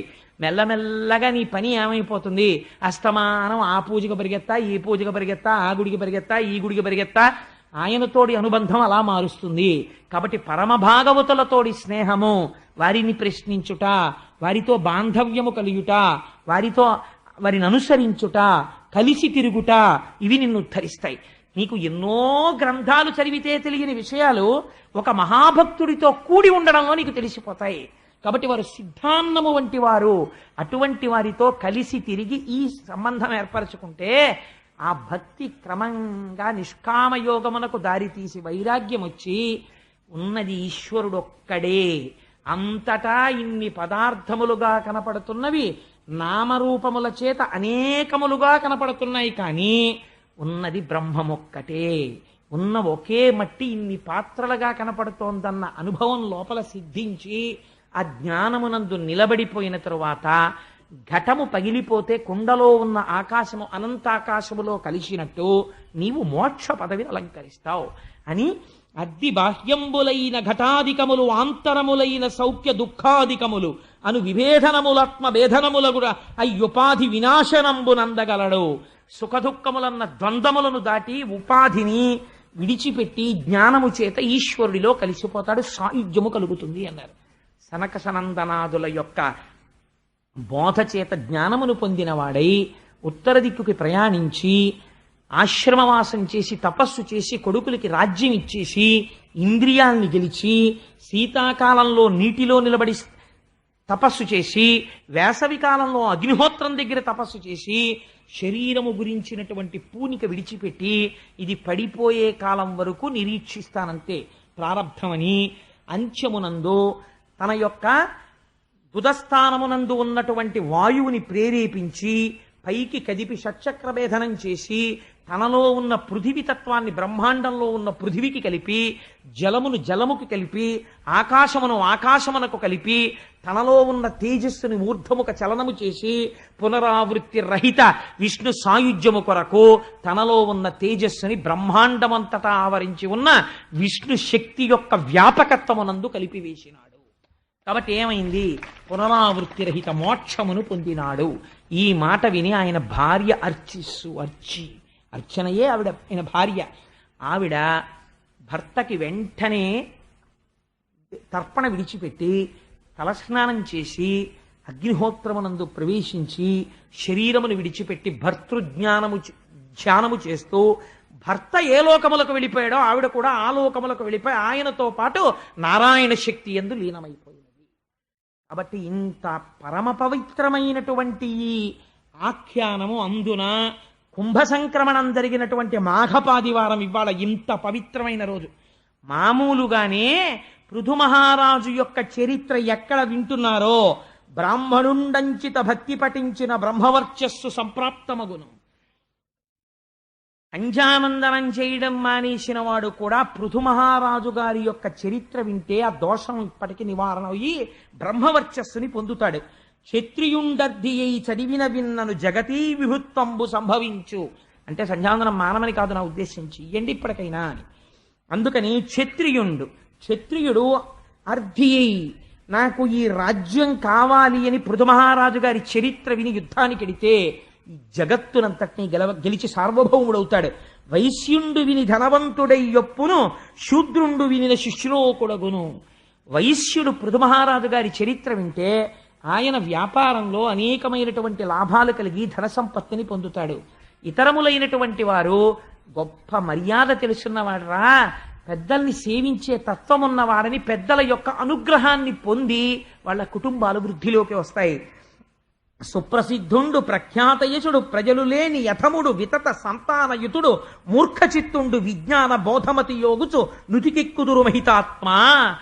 ఎంత చేతకానివాడు ఏమీ తెలియని వాడు కూడా ఇటువంటి ఈ స్వామివారి యొక్క పృథు మహారాజు గారి యొక్క చరిత్రని ఎవడు వింటున్నాడో అటువంటి వాడు సర్వ సిద్ధులను పొంది సర్వ పాపములు నశించి శ్రీకృష్ణ పరమాత్మ యొక్క పాదార విందముల యందు భక్తిని పొంది ఇహమునందు పొందవలసినవి పొంది అంచమునందు మోక్షస్థితిని పొందడానికి కావలసిన జ్ఞానము వాడికి ఈ జన్మలో బోధ జరిగేటటువంటి అదృష్టమును పొంది ఆ అర్హతను పొందుచున్నాడు అని ఆనాడు వేదవ్యాసుడు ఈ పురాణాంతర్గతం చేస్తే మన మీద అనుగ్రహంతో మహాపురుషుడైనటువంటి పోతనామాచ్యుడు అంగీకరించాడు. అందుచేత మనం ఇప్పుడు ఒక్కసారి సంతోషంగా స్వామి నామం చెప్పుకుని బయలుదేరుతాం. రేపటి రోజున మహాపురుషులైన ఎవరి గురించి వింటే జీవితాలు తరిస్తాయో అందున రేపు సోమవారం అవసర సంధ్య వేళ వృషభుడు, భరతుడు ఇటువంటి వారికి సంబంధించిన ఆఖ్యానములను రేపు వివరణ చేస్తాను. ఇంకా తర్వాత ఇంకా మా తల్లి లక్ష్మీ కళ్యాణం, క్షీరసాగర మథనం ఇవన్నీ ప్రారంభం అవుతాయి. శ్రీ ముద్రాంకిత గోవింద, ధరణీనాయక గోవింద, సహస్రనామ గోవింద, భక్తరక్షక గోవింద, నిత్య కళ్యాణ గోవింద, గోకులనందన గోవింద, హాతీరామ ప్రియ గోవింద, గోవింద హరి గోవింద, గోకులనందన గోవింద, వానర సేవిత గోవింద, గోవింద హరి గోవింద, గోకులనందన గోవింద, వారధి బంధన గోవింద, గోవింద హరి గోవింద, గోకులనందన గోవింద, శంఖచక్రధర గోవింద, గోవింద హరి గోవింద, గోకులనందన గోవింద, పరమదయాకర గోవింద, గోవింద హరి గోవింద, గోకులనందన గోవింద, బిల్వపత్రార్చిత గోవింద, గోవింద హరి గోవింద, గోకులనందన గోవింద, అభిషేక ప్రియ గోవింద, గోవింద హరి గోవింద, గోకులనందన గోవింద, ఆపన్నివారక గోవింద, గోవింద హరి గోవింద, గోకులనందన గోవింద. సర్వం శ్రీ ఉమామహేశ్వర పరబ్రహ్మార్పణమస్తు. స్వస్తి.